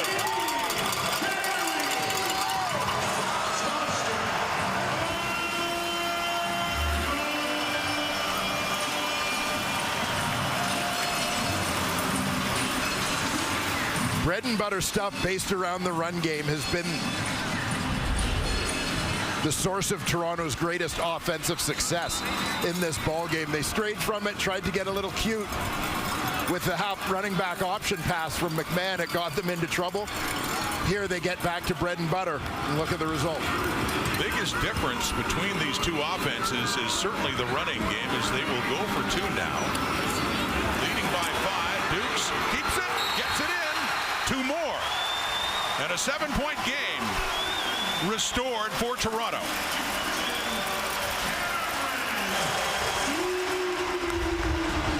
Dukes had a touchdown and a short carry in the first half. This time, he picks up 2 more points after the carry touchdown. Argos 29, Elks 22. Sling it, and then for the Argos, they mix it up. They get the run game going, they mix it up, then the play action passes, and then eventually they can run the ball in, and you see the 2-point play by Cameron Dukes. So there's a lot of things you have to defend from the Argonauts.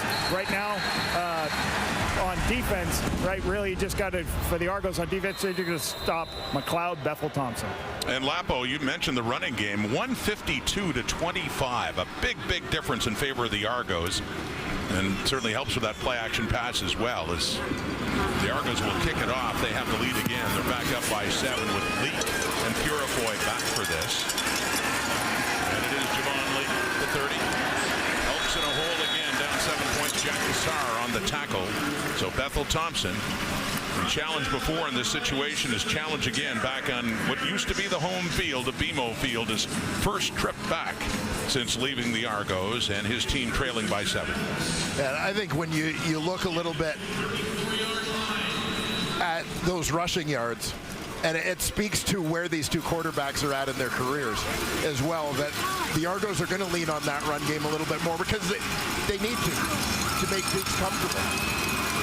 The Elks do run here, but you can see the result for Kevin Brown, a blue wall waiting for him as he does not get much, maybe about a yard, 2nd and long coming up. Toronto's done to give them credit, a good job defending. A very good job defending the run, but McLeod Bethel Thompson, as a veteran quarterback, Lapo alluded to his ability to recognize things, to adjust when they need to lean on him and lean on the passing game a little bit more. He's still able to get the job done. And that's obviously taking nothing away from Cameron Dukes as a passer. This is an exciting young quarterback in this league. Bethel Thompson thrown for 219. Passing down here, and it is knocked away. The safety, Royce Mechie, coming over, intended for Geno Lewis, and that is broken up by number 9. Yeah, Mechie, veteran safety, the University of Guelph product. Getting over there. This one still almost got through.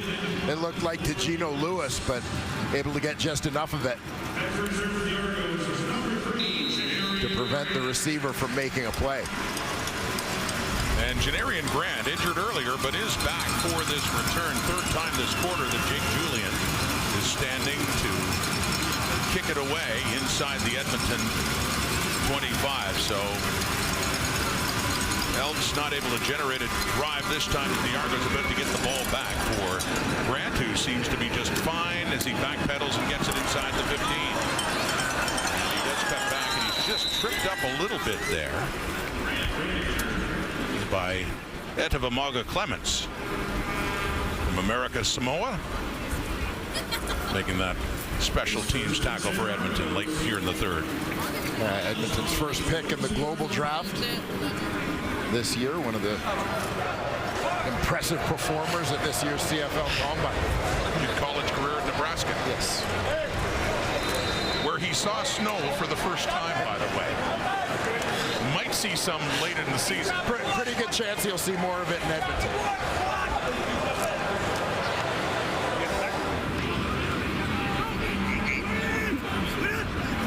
The Argo 22, last play of the 3rd. That's Dan Adamaboy, had a big run earlier in the previous drive, and on the catch gets it up to the 30. That is quarter time.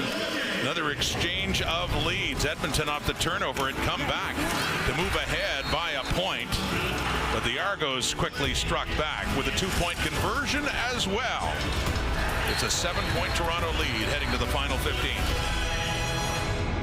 152 to 27. You're beating a dead horse, Ron. Well, wait a minute. If they want to control the clock, they got the 7-point lead heading into the 4th. But you do the Dwayne Ford thing. Tell me what's important and what you see there. Well, what's important is that you're seeing two offenses that are finding different ways to succeed. Toronto having success with the run game, a little bit more balanced offense from them. Edmonton forced to rely on the pass, but still keeping pace in this ball game. Got me excited about the 4th quarter. Yeah, McLeod Bethel Thompson, 20 for 28, 219. He's thrown 3 touchdown passes. They have been able to move it through the air, and they will need to again heading into this final quarter. Cameron Dukes and the Argos, to the touchdown by Kadeem Carey, and then Dukes ran it in for the 2-point conversion. And the difference right now, 7 points, as the Argos are trying to improve to 2-0. And the Elks are looking for their first win of the season, trying to avoid an 0-3 start for the 3rd straight year. 2nd and 4, the Argo 28. On the toss to Dan Adamaboye, and that is read nicely coming in with the tackle there. It is Antonio Alfano getting a chance to start in the CFL for the first time. Yeah, we mentioned Alfano. This is a guy who was picked in the supplemental draft, so Edmonton will give up a pick in next year's draft for selecting him. But a guy who grew up in the States in New Jersey, was considered one of the top high school football players in the U.S., qualifies as a national. He's a Canadian citizen. His mother is from the Toronto area originally, so that's what led to him being drafted. Started his college career at Alabama, bounced around a little bit, finished at junior college, Lackawanna College. But still shows those flashes. Highly talented guy. Edmonton may have something of a steal if he's able to develop and play up to that potential. Makes the play that forces the Argos and Haggerty at a punt. Haggerty just got rid of that to Leake. There was some heat coming. And Javon Leake, no choice but to take it out. Being pursued there by Quincy Mojek as Leake.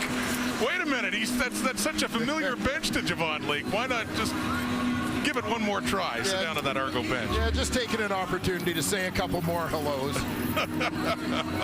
Pop down. I think that was O-line coach Chris Sweet he sat down with, gave him a little pat on the back. You see Gregor McKellar there, old teammate too. Pat on the back, Javon Leaks, and a couple of good years with Toronto, especially last year, and setting the franchise record single season in return yards, punt return yards, and touchdowns too. But no, back with Edmonton. And McLeod Bethel Thompson, a deep look there. It is caught. What a game for Dylan Mitchell, who keeps going. He got up. Was he touched? He's in the end zone. Now for an Elks touchdown.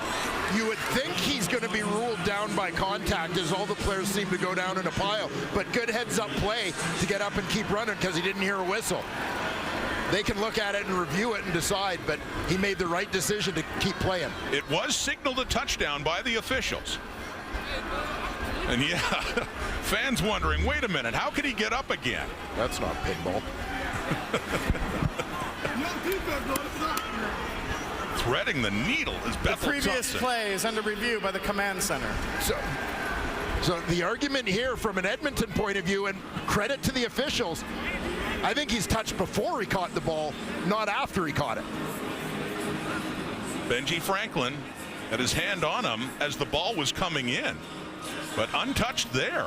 And Mitchell, alertly realizing it, gets up at the 30 and decides to keep going. Yeah, he looked like he was so close to spiking that ball, which would have been a most unfortunate fumble. But good presence of mind. You know, again, in the college game, he right here, he's down. But in the pro game, he's got to be touchdown. He gets up, keeps going. Huge play if it stands. How about this look?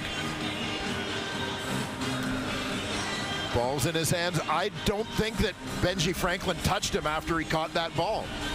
If the contact is made after the ball's been secured, then he's down, right? That's right. But was that the case? They're giving this a look right now. Dylan Mitchell. He's had 5 catches. One more look as they review. You see the hand brushes, left hand brushes his helmet as the ball comes in. I'm just wondering if they'll look and think that this comes at the same time. If it's simultaneous. Yeah, watch Franklin's left hand here. Touches the helmet. That's before the ball gets there. Well, they've looked at it. It's still a big play for Edmonton regardless. Is it a touchdown for Dylan Mitchell? Here's Tom Balesi. After review by the command center, the runner was down by contact at the 35-yard line. Be first down. Chris Jones shakes his head. It's a big first down, but they ruled that the contact was made as the ball was caught. Timer, please reset the clock to 13:22. 13:22. Thank you. It does, Dwayne, get them down to the Argo 35, but yeah, that close to being a whole bunch more. The big play, McLeod Bethel Thompson to Dylan Mitchell. And again, just for clarification, we are told that the interpretation is that because the contact came during the catch. It did. Little pump fake. Down. And it is caught by Hergy Mayala. And McLeod Bethel Thompson is really threading the needle here. Couple of brilliant passes and big pickups by the Elks, who don't get the touchdown before, but they're getting a whole lot closer now. Yeah, and credit the focus for Edmonton here after thinking they had scored, having the points taken off the board, having to come back out and play on offense and execute to perfection. Nicely done. Fourth catch from Mayala, and it sets up Edmonton inside the Argo 10. First and goal. Elks again looking for that touchdown that could tie the game. Bethel Thompson has time, rolls right, end zone, touchdown! Welcome home. A welcome home for Curly Gittens Jr., who catches another pass for a touchdown at BMO Field from McLeod Bethel Thompson, but this time with them members of the Edmonton Elks, a point away from tying this game. McLeod Bethel Thompson is going to slide out of the pocket, buying time, keeping the eyes downfield. Curly Gittens, you see him signaling in the end zone, mirroring his quarterback from left to right into open space. So they get the touchdown anyway, not Dylan Mitchell, but Curly Gittens. And the point after by Beatty, and the first touchdown as a member of the Edmonton Elks for Curly Gittens Jr. It turns out to be a three-play, 71-yard drive, an impressive drive for Bethel Thompson and that offense. 3 catches, including that one that's led to a tie ball game at BMO. In his homecoming, starting off in the slot, you're going to see him originally break towards the inside on his route, but when he sees his quarterback, McLeod Bethel Thompson, scrambling, oftentimes on a deep route, you're going to come back towards the line of scrimmage, but he knows he's got to stay deep in the end zone. He just works across into open space. Lets Macbeth know he's open, and those two, as they've demonstrated so often in the past, are on the same page with the connection for the game-tying touchdown. Well, NBT's rolling 23 of 31, 290 yards passing, 4 touchdowns, all 4 to different receivers. The latest, his old teammate in Toronto, Curly Gittens Jr., the Argos. Over to you, Cameron Dukes. Back and forth they go, but for now, that's got to be sweet for Curly Gittens, traded in that deal for Seresna in the offseason, and big one against his old club right here. McLeod Bethel Thompson puts it right on the money to Curly Gittens Jr. There's a prize for somebody. Oh. With the Gittens jersey on. Getting the football. The touchdown ball. Gittens had a Wilfrid Laurier and a breakout season in 2022 and missed a lot of time because of injuries last year. But tying a career high.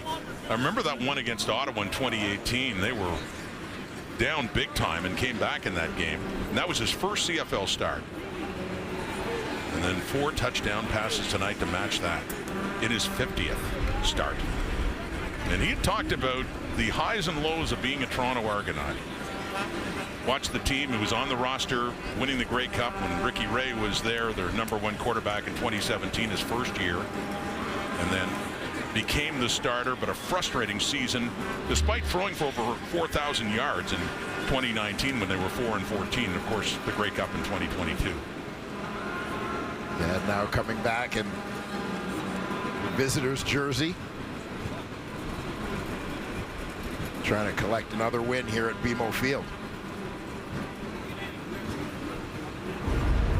There is an injured Elks player just getting up now. That is the aforementioned Maga Clements from American Samoa.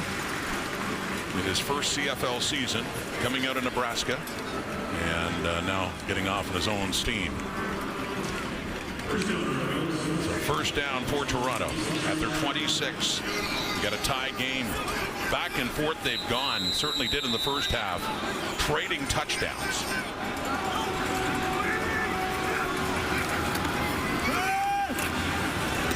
That one is caught up near the 30.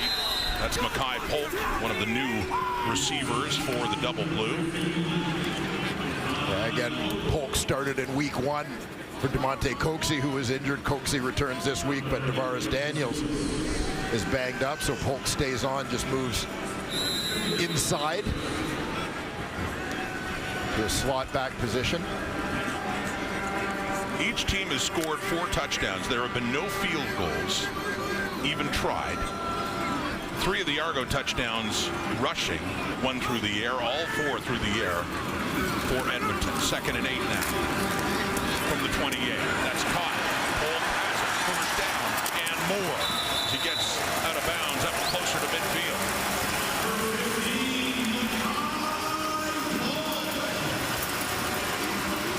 Well, and Argo's getting the man coverage they want as they go with crossing routes underneath, and you're going to see how the traffic forces defenders to kind of dodge and avoid, and that creates a little bit of separation between Polk and the defender Darius Bratton, who is chasing. To the first down, Polk. The scrimmage from the 49 to the handoff. Another good gain on the ground for Kadeem Carey. He's had a busy night in his 2nd game as an Argo.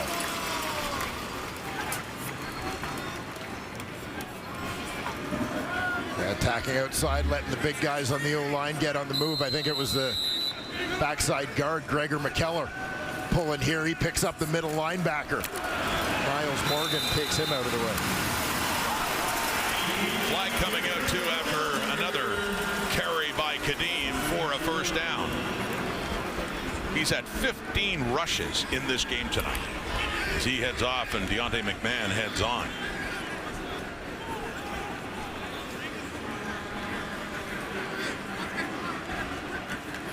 So they got enough for the first down, and looks like by penalty they're getting more. 15-yard misconduct penalty, Edmonton number 5. It'll be an automatic first down. Kai Gray, the boundary corner, called for that, and that's costly for the Elks as the Argos will push their way down with the penalty a little deeper into the Elk zone. Down inside the Edmonton 35. Down to the 31. Gray, the boundary corner, is tied up with his man down at the bottom of your screen.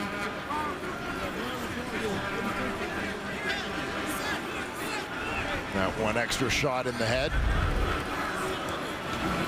earns him the flag. Tie game, Argos pressing again. Deontay McMahon can't find the edge. Edmonton has it read well, and a big loss for the Argos on that first down play. Pushes them back to around the 35, just outside. Yeah, the Elks getting a little bit of a scouting report here. As typically when Deontay McMahon gets the ball, he's attacking outside. This time they get upfield, flatten things out. Don't let him get turned north-south. Bit of a different result in the first half, wasn't it? When McMahon got around that corner, turned it up, and took it to the house for one of the Argo rushing touchdowns. So loss of 6. 2nd and 16 from the Edmonton 36. Argos trying to take the lead again. The time, Dukes looking deep into the end zone. Bailey!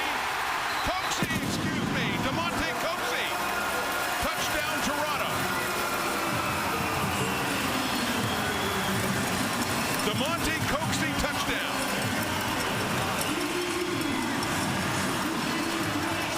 How about this throw from Cameron Dukes? Well, he talked to us last week about putting the ball in the hands of his playmakers, and he's got some of them for sure on this team. DeMonte Coxey among them. He was hurt. He couldn't play in the opener. This is his first game tonight at 2024. Has himself a touchdown, capping off a 6-play, 84-yard drive for the Argos. You see Edmonton coming back. They tie the game, and back comes Toronto. Touchdown pass, Dukes, DeMonte Coxey. Argos back in front by 7. Argo receiver to find the end zone. He's the outside man here, but I also want you to watch the inside receiver Mackay Polk, because he's going to hold the halfback, Darius Bratton. With his route, he pulls Bratton away. Kai Gray on the corner has no inside help. Bratton can't fall off, making that an easy throw for Cameron Dukes. Second receiving touchdown for the Argos on the night. Rasheed Bailey has one. They fake the reverse, and Leak keeps it. He gets close to the 30, about the 28. So Monte Coaxey. And a penalty by Gray, helping extend that drive another 15 yards closer. Cameron Dukes delivers that one with confidence. Pretty good aerial show by these quarterbacks, too. They are combined 40 for 50. Now 500 yards, 6 touchdowns, no interceptions. The latest, Monte Coaxey with a touchdown for the Argos, who have 5 TDs on the night. Edmonton has 4. It's a 7-point game again. Back to Bethel Thompson, completing it to Mayala. Pick up close to the 35. Thank you, Joel. Like I said last week with Saskatchewan and Hamilton, this feels like last possession win. Starting to take on that feeling this time too. It certainly does. I was looking at the clock thinking the best thing about this game is that there's lots of it left. Yeah. A lot of fun watching these two teams go back and forth today. A little under 8.5 minutes, and mentioning the Riders and Ticats, part 2 at Mosaic tomorrow. Looking forward to that one. The way game 1 went. Here's Bethel Thompson. Faces the heat, and he dumps it off beautifully to Kevin Brown with lots of daylight ahead. So instead of taking the sack, Bethel Thompson gets rid of it, and into the Argo zone. Brown takes a big pickup inside the 50. Yeah, this is just magnificent by McLeod. Bethel Thompson, watch how he basically draws the whole defense into him. 3 guys, 4, 5 surrounding the Argo quarterback, meaning there's no one with Kevin Brown, or excuse me, the Elks quarterback. No one with Kevin Brown allows him to get across midfield. He remains in the backfield. Take the handoff to him, throwing it. It is caught. Completed pass, and that one is caught by number 86, Arkel Smith, newcomer to the Edmonton lineup. His second catch of this game and of his CFL career, just inside the 45. Arkel Smith, first-year man out of Central Missouri.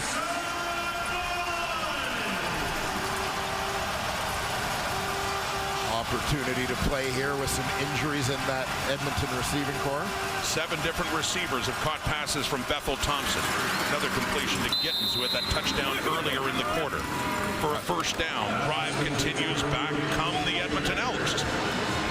Trailing by 7, but looking for a chance to tie this game again. And McLeod Bethel Thompson. Pressure coming. As that veteran poise just delivers the ball quickly. Move the sticks again.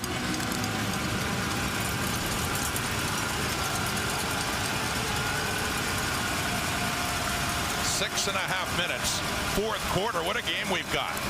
Rare running play. Javon Leak with it too as he breaks through and gets it down to the 30. And yet another touch on offense for Javon Leak. With 3 catches for 19 yards and then has a carry there. Gets it down to the 30 and a second down coming up. Edmonton in this final quarter working against a breeze that at times can be significant, although swirling, but has certainly been a factor in the kicking game. Bear that in mind on this 2nd and 4 from the 30. Bethel Thompson completes it, first down. It's Leak again, so back-to-back offensive plays. A player that in the CFL with Toronto, renowned for special teams, being a part of this Edmonton offense. And yet, I have to like this drive from Edmonton. They've had some big plays in this ball game, haven't been able to go over the top or really attack vertically on this particular drive. They just adjust and take what's given to them, march their way down the field. They get it down to the Argo 23. Down 7. 5:20 and counting here in the fourth. These offenses really been producing. Bethel Thompson. End zone close. Mayala with Deshaun Amos there, just off the fingertips. In tight, it drops into the end zone incomplete. Second down coming up. Mayala working to the post on this route. Deshaun Amos. Nice job coming underneath there. Timing up his play on the football. Well played by Amos. It ends a streak of 8 straight completions for McLeod Bethel Thompson. And a 2nd and 10.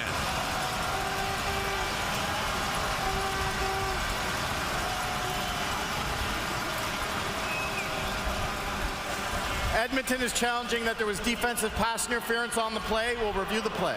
So a big challenge coming up here in that coverage by Amos on Mayala. What a critical challenge this is too. A 2nd and 10 coming. Well, much debate still going on. Question whether you watch Hergy Mayala in the slot, Deshaun Amos in coverage. Does he touch him before the ball arrives? I think there is contact a split second before the ball arrives. There's contact. There's the ball. Tough to play defense if you're calling it that close. Well, if it is a split second, as Chris Jones is counting on, that would be pass interference and set up Edmonton near the goal line. Here's the call. After review by the command center, we have pass interference. Toronto number 8. The ball will be placed at the 2-yard line. First down. Deshaun Amos doesn't think so. Doesn't matter now, though, as the ball comes down to the 2 and a 1st and goal for Edmonton. A chance to tie this game again. And Bethel Thompson, by the way, still has that completion streak of 8 going. Dakota Prukop coming into this game, the short yardage specialist, brought in by Edmonton after BC let him go, and of course did that role so well last few years with the Winnipeg Blue Bombers. They need a touchdown under 5 minutes to go just to keep pace with Toronto. Prukop, left side, pushing, no signal. The 2nd and goal is coming up.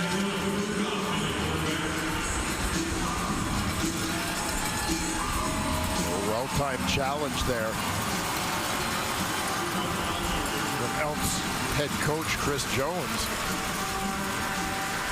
Put his team in position to score, but can they capitalize?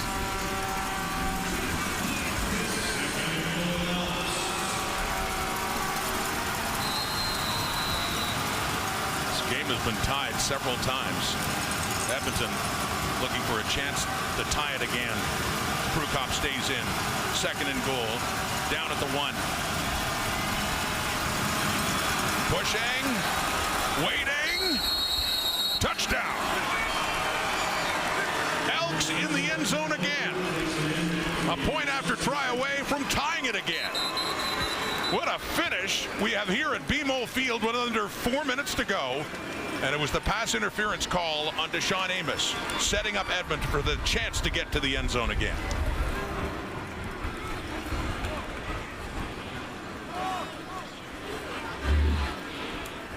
Critical call. Edmonton not disguising what they're doing at all. Everybody's lined up across the line of scrimmage. It goes back to that philosophy. You know who's carrying the ball, but you have no idea which gap all the way along he may attack. 11 across the line.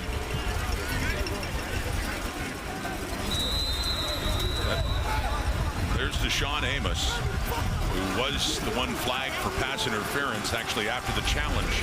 Not initially, but after the Chris Jones challenge, successful. So here we go to tie the game again. Point after try, Borisby, ex-Argo.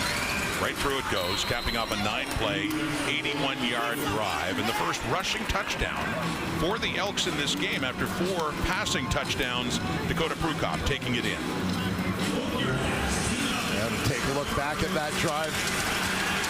Bethel Thompson picking and choosing his way down the field. That outlet to Kevin Brown, a big one. Just nickel and diming. his way down, and then Chris Jones sees the opportunity. Intelligent challenge based on what he saw. Oh, I will admit I'm not crazy about the call. It's the right call.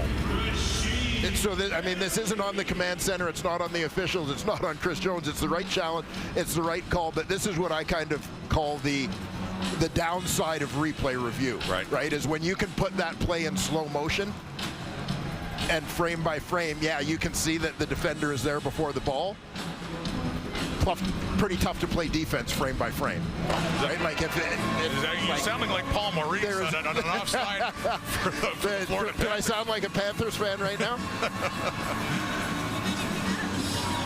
Well, his line was, let's get the CIA, right? But yeah, again, you look at it, it is the right call, but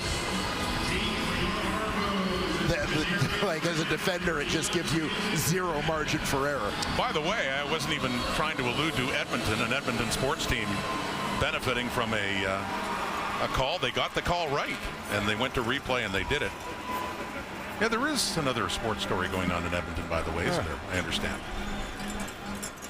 Now heading to Florida for Game 7 of the Stanley Cup Final. But the Elks tonight, what a show they're putting on in Toronto. 36 with Boris Beatty to kick it off from the Elk 30.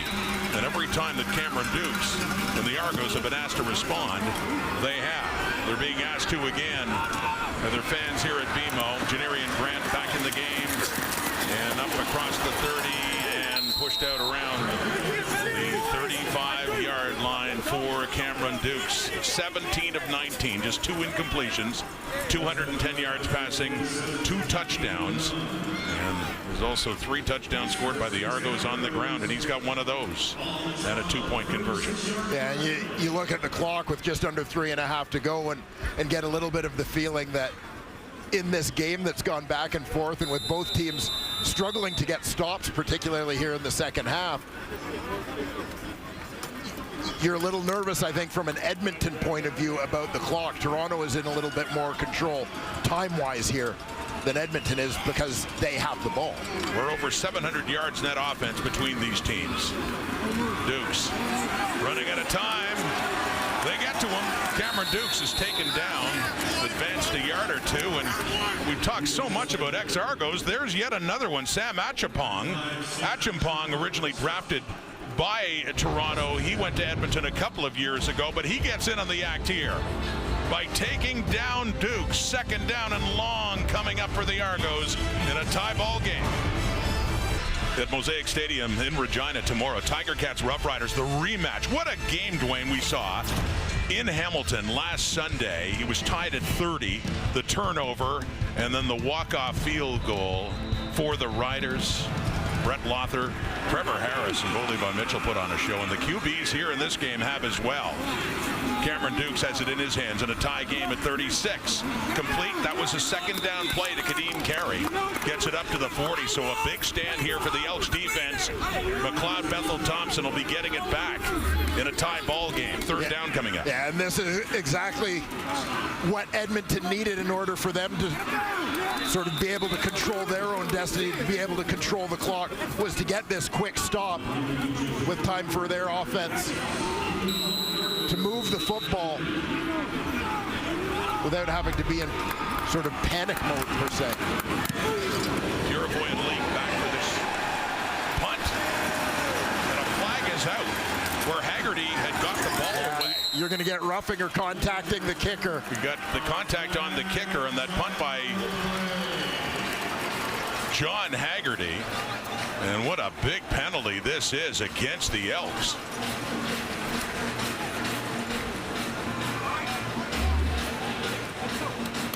Yeah, this is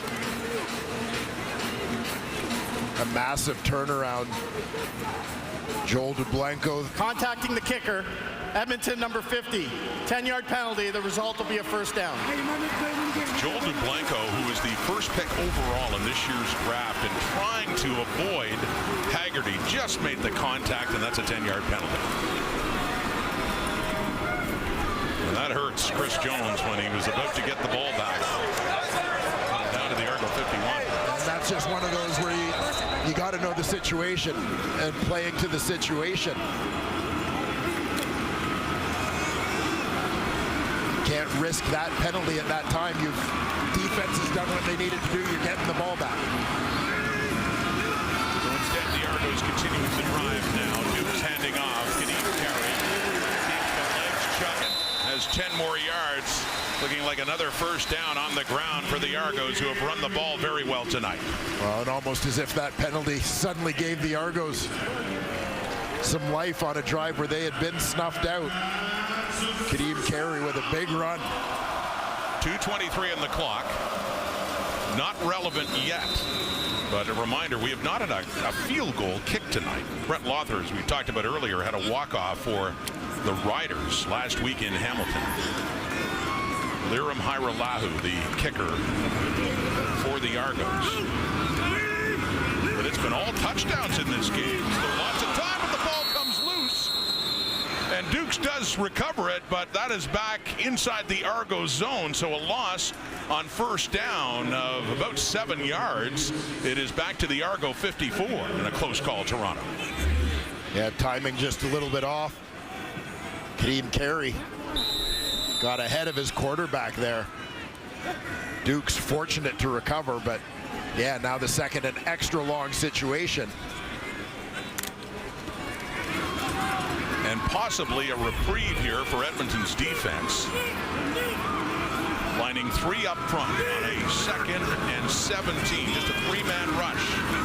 Can they hold Dukes and the Argos for the first down as he has time to roll out?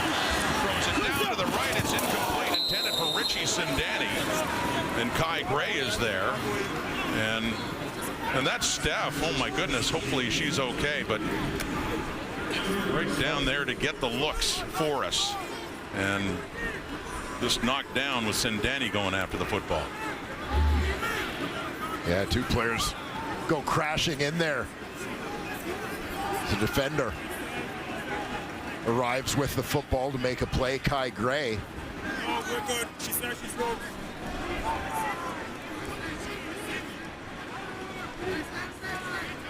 And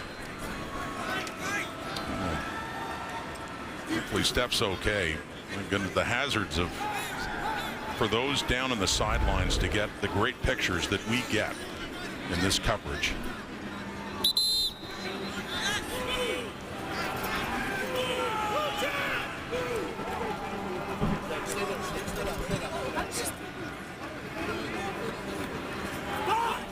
And she puts the headset back on.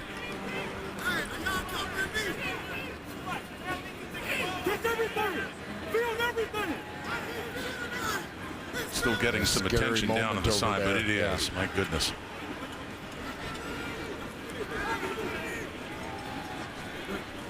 And Argo medical staff check with her, so momentary pause here, but that was an incomplete pass, so it is a 3rd down coming up, and from that standpoint, yes, a reprieve for Edmonton that the penalty ultimately doesn't lead to any Argo points, and they will have to punt it away.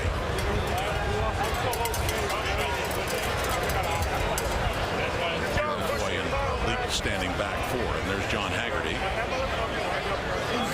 The Argo punter coming back on again. And at a quick glance, you wonder if the loss of yards on the fumble pushed them out of field goal range.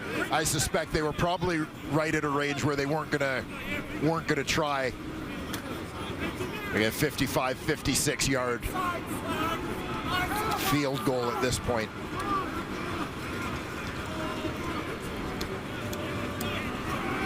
That Steph is a trooper, my goodness. Taking a hit like that, doing her job down with the sideline camera.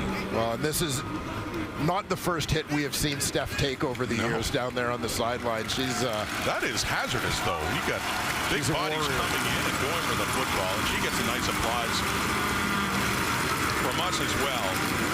Such terrific work and getting up slowly after that and wanting to continue to do her job, which she does so well.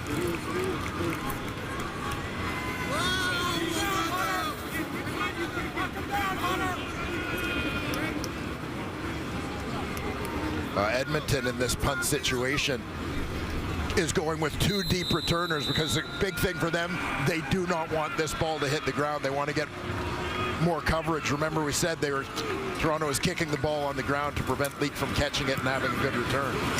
Haggerty can be masterful as he gets that one to roll. Rolling deep and taken to the goal line by Leak, who cuts it back. They're saying he stepped out of bounds, Javon Leak. So it'll be back a little further, and once again inside the 10 by a guy that's this season's master at doing it so far, John Haggerty. Leak doesn't like the call, but have another look. Yeah, fantastic job. Just as I was saying, they don't want to. Very close to having Leak get this one turned around to the wide side. See that left foot touch the white stripe, but Haggerty did a good job getting it on the ground in front of him, kicking a line drive. That again, he didn't give him a chance to catch it in the air. Well, great punters in the CFL don't even average 1 inside the 10 per game. That would be impressive. He had 3 of them in game 1. He's got a couple of them tonight. 5 by my count so far this season for John Haggerty. So deep in the zone, Bethel Thompson. He has to get rid of it. Losing his footing there just before throwing the football. 2nd and 10. Big second down coming up. 1:15 to go in a tie ball game.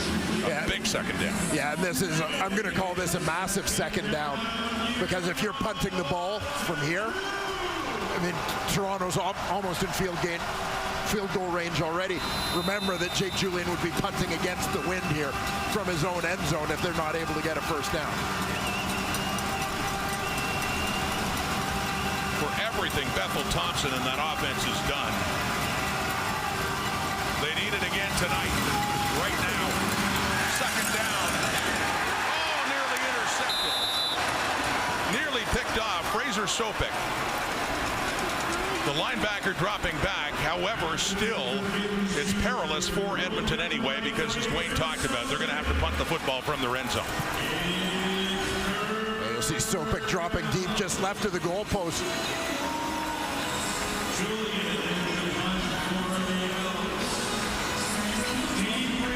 Position, but well, had he caught it and been down there, it might end up being much the same as the result could be here. Jadarian Grant, with Julian having to punt it against the wind, and Grant is standing at midfield.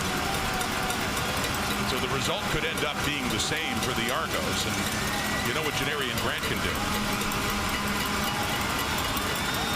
The Elks only took 12 seconds off the clock. Julian punting it. Grant, beautiful punt by Julian. My goodness. Across midfield, down to the 45 as a helmet comes off. One of the Elks in coverage, under a minute to go, 58 seconds now. Beautiful punt by Julian, a good return by Grant.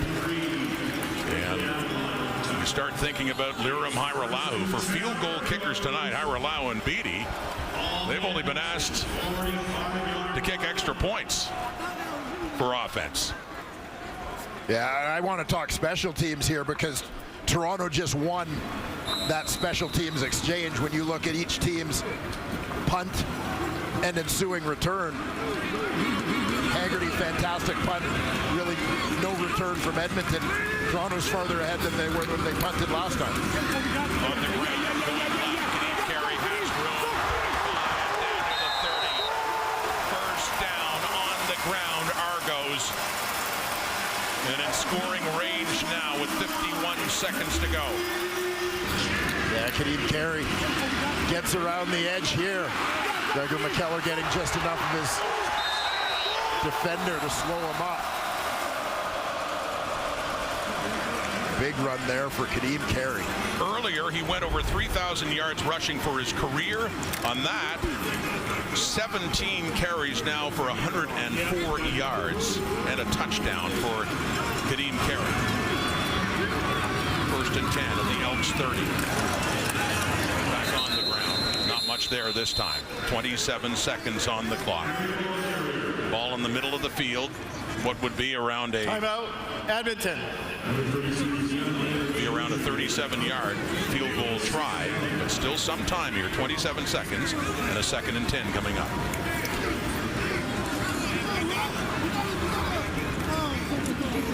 Look looked like some Edmonton players getting a little heated at each other there down in their defensive huddle.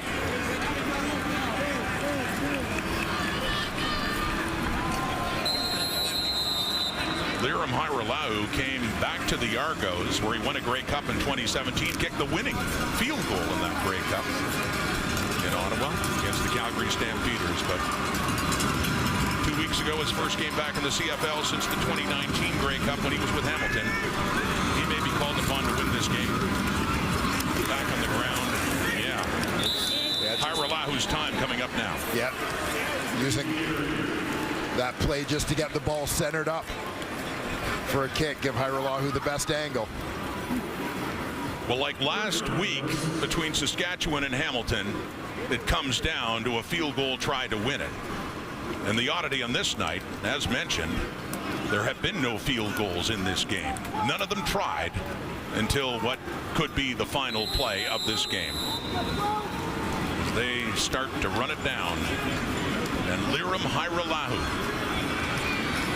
from Western, CFL veteran, but back in the league for the first time in 5 years, and a chance to win it for Toronto.